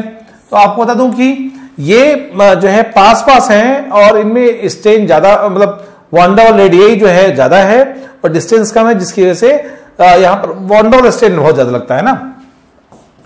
तो क्राउडिंग हो जाती है ना, क्राउडिंग हो जाएगी हाइड्रोजन की, जिसकी वजह से वांडरवाल स्ट्रेन लगता है और वन डबल स्ट्रिंग की वजह से अनस्टेबल हो जाते हैं ना। जो H ये एक्सियल वाला हाइड्रोजन है, सॉरी इक्वेटोरियल वाला है, ये आप फ्लैग पोल्स है, और ये जो है H, ये सभी हाइड्रोजन 1 2 3 4 ये एक्सियल वाले हाइड्रोजन है, ठीक है। 4 ये एक्सियल वाले और जो है 2 फ्लैग पोल्स वाले ना, 4 एक्सियल वाले 2 फ्लैग पोल वाले, और रिमेनिंग हाइड्रोजन ये जो है इक्वेटोरियल, ये इक्वेटोरियल, यहाँ पर ये आएगा इक्वेटोरियल है ना, इक्वेटोरियल हाइड्रोजन, और यहाँ पे इक्वेटोरियल हाइड्रोजन, ठीक है, यहाँ पर इक्वेटोरियल हाइड्रोजन रहेगा। तो ये जो है इक्वेटोरियल वाले हाइड्रोजन होते हैं, ठीक है। तो 1 2 3 4 और 5 6 हाइड्रोजन इक्वेटोरियल पे होते हैं। तो ये जो हाइड्रोजन है फ्लैग पोल वाले, जिसकी वजह से रिपल्सन बढ़ता है और ये अनस्टेबल हो जाते हैं। तो अगर हम बात करें तो बोर्ड फॉर्म होता है, बोर्ड फॉर्म, ये जो है बोर्ड फॉर्म चेयर फॉर्म से ज्यादा अनस्टेबल होता है। तो एक बात तो कंफर्म हो गई कि आपको जो है एंगल स्ट्रेन, टॉर्सनल स्ट्रेन, ये सारे फैक्टर्स डिसाइड करते हैं। और हम अगर बात करें तो देखिए यहाँ से एक्सियल नोटेशन हमने दिखाया, जो ये पोजीशन क्या एक्सियल वाले हैं ना, एक्सियल कार्बन हाइड्रोजन बॉन्ड है, ये इक्वेटोरियल कार्बन हाइड्रोजन जो ऑलरेडी मैं दिखा चुका हूं। और टोटल ये व्यूज जो है एक्सियल और इक्वेटोरियल दोनों मिलाकर है। तो ये चेयर फॉर्म है, जिसमें हमने एक्सियल इक्वेटोरियल दिखाया है, और हमने यहां दिखाया कि 12 हाइड्रोजन एटम्स है ना of the chair conformation in cyclohexane जो है सारे रिप्रेजेंट कर दिए, जिसकी वजह से स्टेबिलिटी अनस्टेबिलिटी हमने दिखाई। अब देखिए जैसे हम बोर्ड फॉर्म भी हम दिखा चुके हैं कि बोर्ड अभी दिखाया हमने, बोर्ड फॉर्म में 1 2 3 4 5 6 है। और आपको बता दूं, हाँ इसमें समझिएगा कि सारे ही बॉन्ड जो है वो इक्लिप्स फॉर्म में होते हैं, और इक्लिप्स की वजह से ये हाईली अनस्टेबल होता है। तो देखिए ऑल इक्लिप्स फॉर्म बॉन्ड, ठीक है, तो ये इक्लिप्स होने की वजह से जो है हाईली अनस्टेबल। आप देखिए जो मैंने दिखाया ना, ये जो है ना हाइड्रोजन, ये फ्लैग पोल्स वाले हाइड्रोजन है, देख रहे हैं, अभी मैंने दिखाया आप लोगों को, ये इक्वेटोरियल हाइड्रोजन है, equatorial hydrogen, equatorial hydrogen, equatorial पे प्रेजेंट होते हैं। ये एक्सियल एक्सियल एक्सियल और ये एक्सियल 1 2 3 4 और 4 हाइड्रोजन कहाँ होते हैं, एक्सियल, ये फ्लैग पोल्स। तो इसकी क्राउडिंग की वजह से ये फ्लैग पोल जो है पास पास है। अभी मैंने आपको बताया था इनमें डिस्टेंस जो है 1.8 एंगस्ट्रॉम होती है, और वन डबल रेडियस का सम जो होता है वो 2.4 एंगस्ट्रॉम होता है, जिसकी वजह से डिस्टेंस जो है वो कम है, वन डबल रेडियस ज्यादा है, और ये रिपल करेंगे, जिसकी वजह से अनस्टेबल हो जाता है। तो फाइनली बोर्ड फॉर्म अनस्टेबल होता है। तो कुल मिला के फाइनली हम लोग को यहां से आइडिया है कि स्टेबिलिटी का सीक्वेंस होगा क्या, ठीक है। अगर हम देखें तो सबसे ज्यादा स्टेबल जो होगा यहां से चेयर फॉर्म, इसको हम लोग फिगर में देख लेते हैं। सबसे ज्यादा स्टेबल क्या होगा, चेयर फॉर्म। इसके बाद जो होगा आपको बता दूं ट्विस्ट बोट। ट्विस्ट बोट में जो है अगर देखें ट्विस्ट बोट वही सेम जो है यहां पर वन स्ट्रेन कम हो जाता है। इसके बाद जो है हम अगर बात करें तो जो है बोर्ड फॉर्म आएगा, ठीक है, ये मैं बता चुका हूं, इससे कम स्टेबल क्यों होता है, क्योंकि यहां पर जो क्राउडिंग वजह से HH की क्राउडिंग हो जाती है, जिससे रिपल्सन बढ़ जाता है। और इसके बाद जो आएगा चेयर बोर्ड फॉर्म के बाद वो आता है हाफ चेयर। यहां पर हाफ चेयर में क्या होता है कि एंगल स्ट्रेन बहुत ज्यादा बढ़ जाता है, ये पार्ट प्लेन पे होता है, एंगल स्ट्रेन बहुत ज्यादा बढ़ने की वजह से स्टेबिलिटी कम हो जाती है। ये जो सीक्वेंस याद रखिएगा। वैसे तो इनफाइनाइट कॉन्फॉर्मर्स बनेंगे, जो मेन कॉन्फॉर्मर्स हैं उनमें स्टेबिलिटी का सीक्वेंस ये है, ठीक है। तो इसमें एक हम टर्म्स देखने जा रहे हैं, रिंग फ्लिपिंग। देखिएगा एक टर्म्स आता है रिंग फ्लिपिंग, एक्चुअली होता है क्या है, रैपिड इन्वर्जन होता है। जैसे चेयर फॉर्म है, चेयर फॉर्म जो है उसमें एक चेयर से दूसरे चेयर, एक चेयर से दूसरे चेयर में इंटर कन्वर्जन होता रहता है। वैसे मैं आपको बता दूं बोर्ड फॉर्म भी है और सारे फॉर्म है, और इन सभी फॉर्म में अगर देखा जाए तो जो है चेयर फॉर्म की स्टेबिलिटी बहुत ज्यादा होती है, तो एग्जिस्टेंस भी बहुत ज्यादा होगी, लेकिन चेयर फॉर्म में भी इन्वर्जन होता रहता है, जिसे हम बोलते हैं फ्लिपिंग। एक चेयर दूसरे चेयर में, एक चेयर दूसरे चेयर में कन्वर्जन होती रहती है। तो चेयर जो है हाफ ट्विस्ट बोर्ड, फिर बोर्ड फॉर्म, फिर जो है हाफ चेयर में जाके फिर जो है अपने फॉर्म में फिर से चेयर फॉर्म आती है, तो इसको बोलते हैं फ्लिपिंग। और जब फ्लिपिंग होती है सिंगल फ्लिपिंग, तो जो बॉन्ड एक्सेल पे है वो इक्वेटोरियल पे चला जाता है, जो इक्वेटोरियल पे वो एक्सेल पे जाता है। तो आप समझिएगा कि ये पार्ट इतना रैपिड होता है, इतना फास्ट होता है कि हम इसको सेपरेट नहीं कर सकते। आप देखिएगा जैसे हम लोग ले रहे हैं, देखिए जैसे हमने लिया,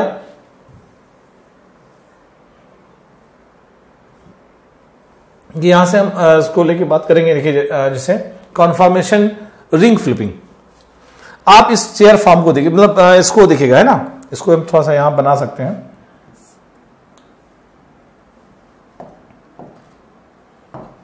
देखिए यहां से जो है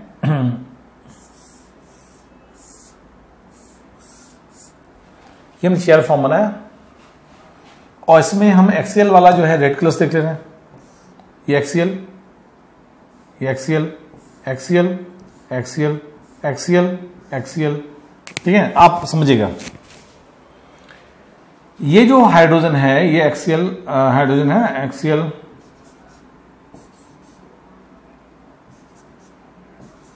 ठीक है, ये हमने एक्सीएल वाला दिखाया है। हम इस तरह लेंगे जो है इसको, देखिए यहां हमने जैसे ले लिया, नंबरिंग ले लेते हैं, 1 है, 2 है, 3 है, 4 है, 5 है और 6 है, ठीक है। अगर हम फ्लिपिंग कर दें तो फ्लिपिंग में आप देखिए जैसे हमने ले लिया, जस्ट हम ऐसे ले लेते हैं, इसी को ऐसे ले लीजिए,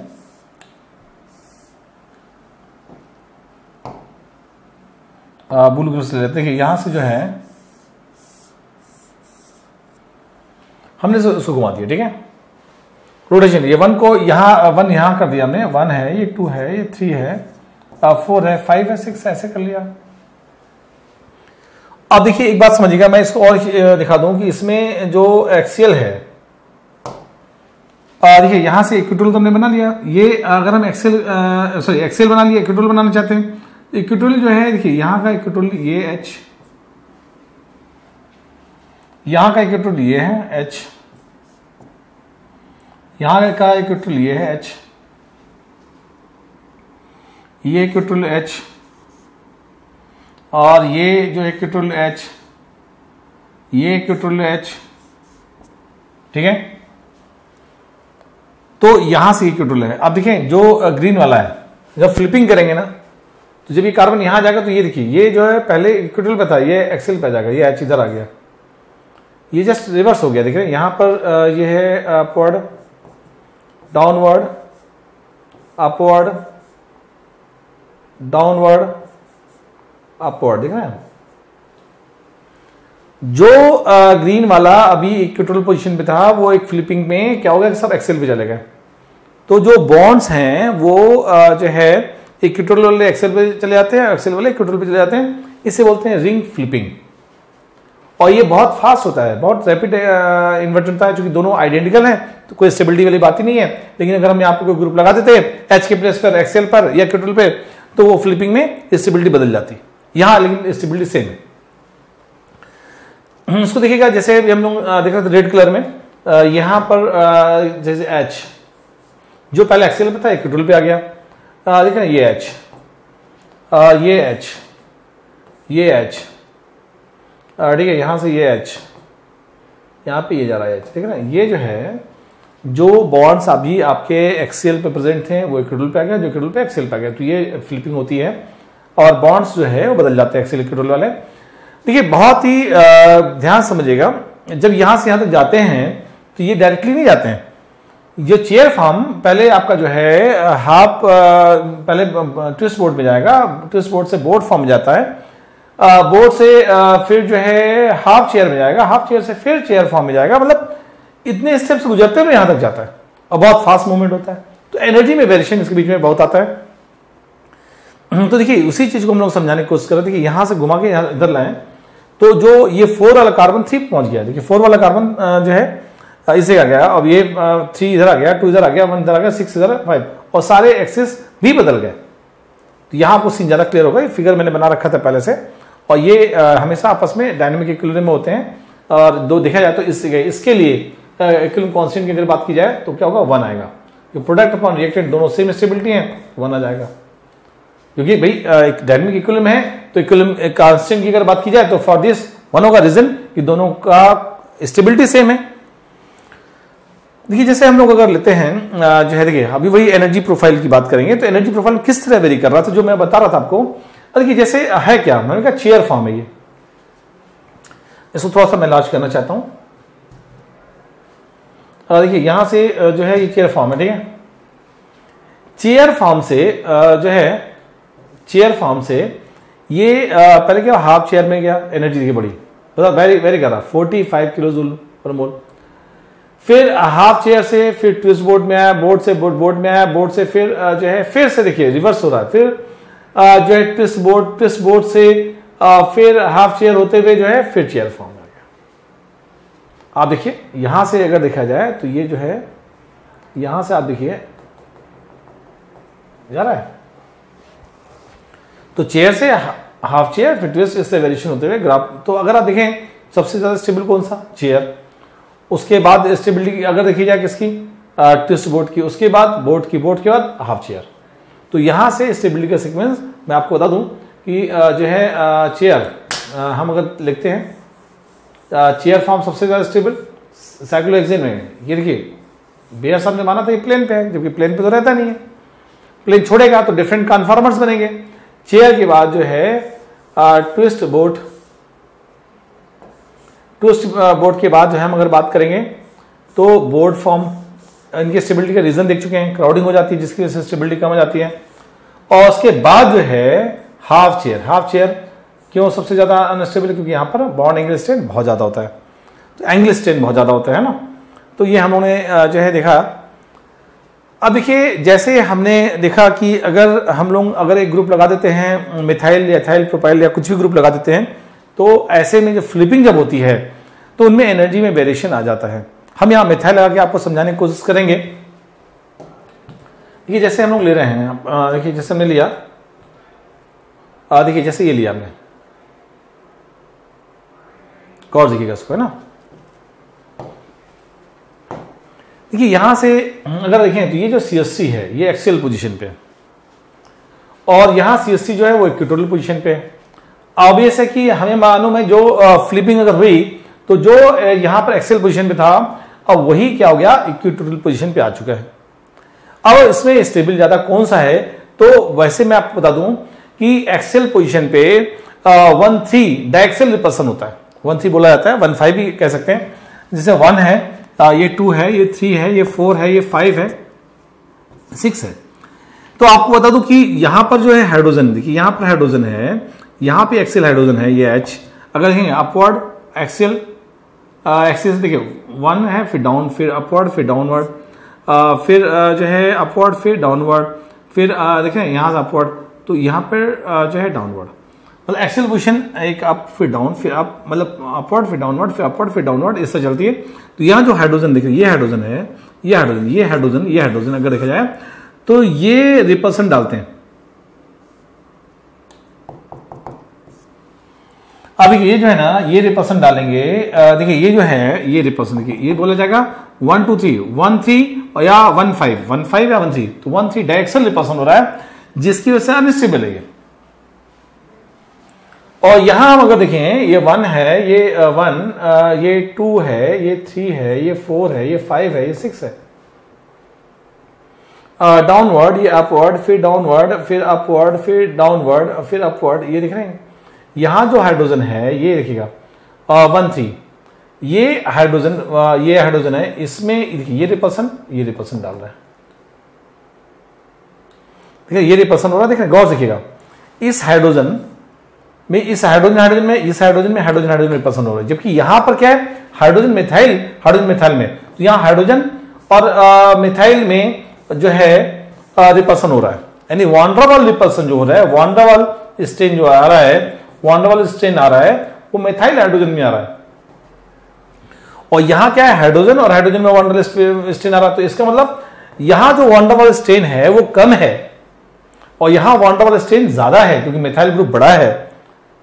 तो आपको बता दूं कि जब स्ट्रेन ज्यादा होगा तो स्टेबिलिटी सी कम होगी, स्टेबिलिटी ज्यादा होगी तो लगभग 95% जो है इक्विलिब्रियम ये एग्जिस्ट करता है और 5% ये एग्जिस्ट करता है। अगर इसमें बात कर ले कि जो है 1 मिथाइल साइक्लो, अगर बोला गया कि 1 मिथाइल साइक्लोहेक्सेन, जैसे 1 मिथाइल साइक्लोहेक्सेन का चेयर कॉन्फॉर्मेशन है और उसमें भी फ्लिपिंग हो रही है, दिखा दिया इन्होंने। अब इन्होंने बोला कि जो है Kc equilibrium constant is less than 1 और मोर देन 1 और इक्वल टू 1, तो आप तुरंत बोलेंगे Kc is more than 1 for this, because आप जानते हैं ऐसा क्यों हो रहा है। ऐसा इसलिए हो रहा है क्योंकि ये कंटेंट ज्यादा 95% है। तो ये आपको मालूम है केसीज, अगर ये P है, ये R है, ये रिएक्टेंट R है, ये प्रोडक्ट P है, तो आपको मालूम केसी क्या होता है, active mass product upon active mass of reactant. जो प्रोडक्ट कंटेंट ज्यादा होगा, रिएक्टेंट कम होगा, जब ये वैल्यू ज्यादा ये कम है तो इसकी वैल्यू हमेशा मोर देन 1 होगी।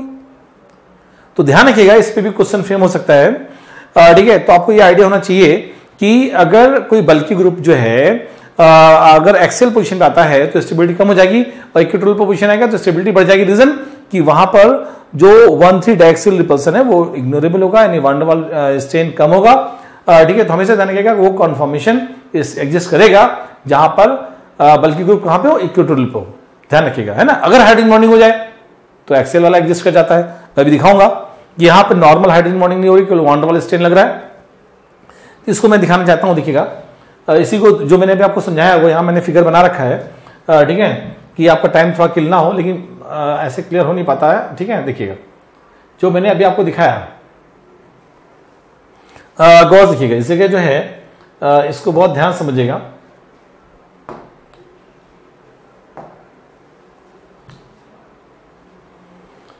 देखिए इसको हम अगर देखें,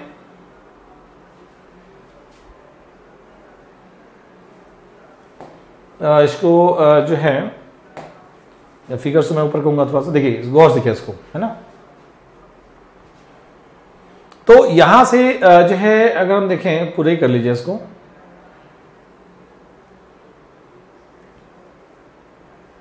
चलिए खैर मैटर समझ लीजिए, बोला हमने ऐसे समझ लीजिए आप, है ना। देखिए इसमें अगर देखा जाए, गौर देखिए 1,3 डायएक्सियल रिपल्सन, मैंने भी बोला ना, ये जो 3 पर H लगा है, ये H लगा है, ये H लगा हुआ है, ये इसको रिपल कर रहा है। ये जो H है ना, ये इसमें रिपल्सन हो रहा है। तो इसमें जो रिपल्सन हो रहा है ये पास में है, अगर क्राउडिंग ज्यादा होने से, ठीक है। इसको जो है मैं देखता हूं कि ये जो है,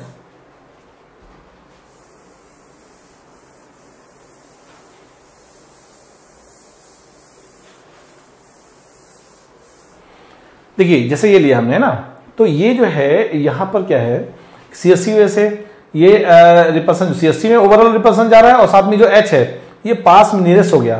तो ऐसे में क्या होगा कि इनमें जो वनडर रेडियस है इनकी ज्यादा है, वनडर रेडियस ज्यादा है और डिस्टेंस कम है, तो रिपल्सन ज्यादा होगा, जिसकी वजह से ये हाईली अनस्टेबल हो जाएंगे और ये स्टेबल हो जाएगा, ठीक है। इसे 1,3 डायएक्सियल रिपल्सन बोलते हैं। 1 2 3 1 3 है ना, तो 1 3 डायएक्सियल रिपल्सन बोला जाता है, या इसको हम 1,5 डायएक्सियल रिपल्सन भी कह सकते हैं, 1,5 डायएक्सियल रिपल्सन, ठीक है। चलिए खैर हम लोग आते हैं एक एग्जांपल पे लेंगे। देखिए एग्जांपल्स क्या है, कह रहे हैं ड्रॉ द मोस्ट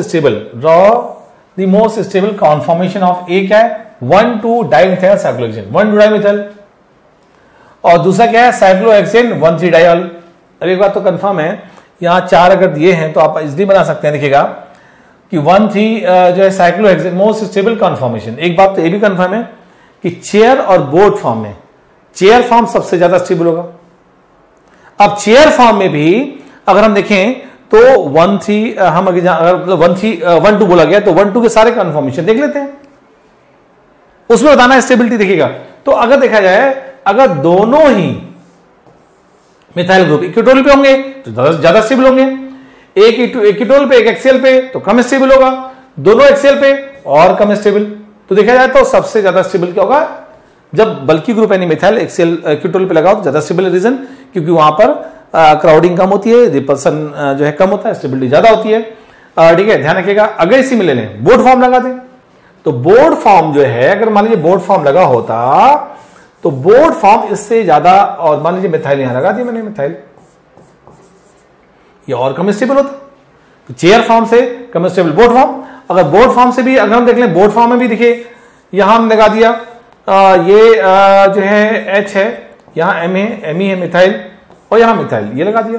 तो ये क्या है आपको बता दो, यहां मिथाइल एक्सेल पे है, यहां इक्विटोरियल पे है, इससे ज्यादा स्टेबल ये होगा एक सेकेंड। ये देखिए ये तो आपका जो है, इसको थोड़ा चेंज करिए, यहां पर हम लगा दिया H, ये M, तो ये एक्सेल पे है, इक्विटोरियल पे है, ये स्टेबल है ये। तो यहां दोनों ही हम जो है Me और ये H, देखिए दोनों मिथाइल हमने एक्सेल लगा दी, तो ये और ज्यादा अनस्टेबल हो गया, एनर्जी अनस्टेबल है, ये ज्यादा स्टेबल है कम स्टेबल। हम अगर इससे भी हम ट्विस्ट बोर्ड लगा दें या हम हाफ चेयर लगा देते हैं, हाफ चेयर देखिए, ये अगर जो है हाफ चेयर अगर देखा जाए तो मालूम बोर्ड से भी कम स्टेबल होगा। यहां मिथाइल लगा दिया, यहां मिथाइल लगा दिया, और 1 2 लेना है तो 1 2 में यहां लगा दीजिए मिथाइल बता के, ठीक है। तो कुल मिला के हम अगर देखें तो चेयर बोर्ड और हाफ चेयर में चेयर फॉर्म सबसे स्टेबल, फिर बोर्ड, फिर twist board, sorry half chair board और फिर हाफ चेयर, है ना। लेकिन इस चेयर में भी सबसे ज्यादा स्टेबल ये वाला होगा। अब आइए इन्होंने बोला साइक्लोहेक्सेन 1,3 डायोल, तो 1,3 डायोल में देखिए जो एक्सेल पे है, एक्सेल पे इंट्रामोलिकुलर हाइड्रोजन बॉन्डिंग हो गई जिसकी वजह से ज्यादा स्टेबल हो गया। तो ऑप्शन अगर 4 गिवन है तो आप तुरंत बता सकते हैं ये ज्यादा स्टेबल या कम स्टेबल, और जो है ये सेकेंडरी फोर्स लग गया जिसकी वजह से चला गया, स्टेबिलिटी बढ़ गई, अदरवाइज इक्वेटोरियल वाला ज्यादा स्टेबल होता, ठीक है ना। ये स्पेशल केस हो गया। तो ऐसे सारे केसेस माइंड में रखिएगा, कभी भी गलत नहीं हो सकता। जैसे हम अगर एग्जांपल लेते हैं, मान लीजिए हमने साइक्लोहेक्सेन लिया, ठीक है, साइक्लोहेक्सेन ले रहे हैं, जैसे हमने लिया साइक्लोहेक्सेन, जैसे एग्जांपल लीजिएगा, जैसे हमने लिया ये साइक्लोहेक्सेन ले रहे हैं और यहां से Cl2 से रिएक्शन करा दिया सनलाइट के प्रेजेंस में।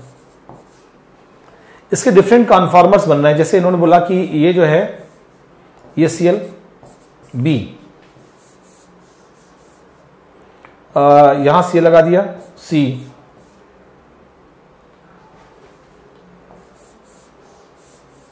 जो है Cl, और ये D,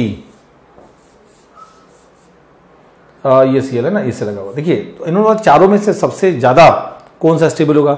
एक बात समझिएगा, ये दोनों चेयर हैं, ये दोनों बोट हैं, तो एक बात तो कंफर्म है चेयर फॉर्म ज्यादा कंफर्म स्टेबल होगा। और चेयर में भी यहां Cl कहां रखा है, इक्वेटोरियल पे, यहां Cl का रखा है एक्सेल पे, तो नो डाउट ए वाला सबसे ज्यादा स्टेबल होगा। तो हम अगर देखें तो सारे कॉन्फॉर्मर्स में किसकी एग्जिस्टेंस ज्यादा होगी। इस तरह हम डिफरेंट क्वेश्चंस फ्रेम कर सकते हैं और बना सकते हैं, ठीक है। तो यहां से हमने देखा कॉन्फॉर्मेशन इन साइक्लोएल्केन। अब यहां से ये टॉपिक यहां पर कंप्लीट होता है बच्चों। देखिए मैंने इसको बहुत सिंपल वैसे समझाने की कोशिश की, इसकी सीट आपको देंगे तो और फंडा क्लियर होगा। अब इसके बाद हम स्टार्ट करेंगे नया टॉपिक रिएक्शन मैकेनिज्म ऑर्गेनिक में, ठीक है ना। ओके, थैंक यू बच्चों।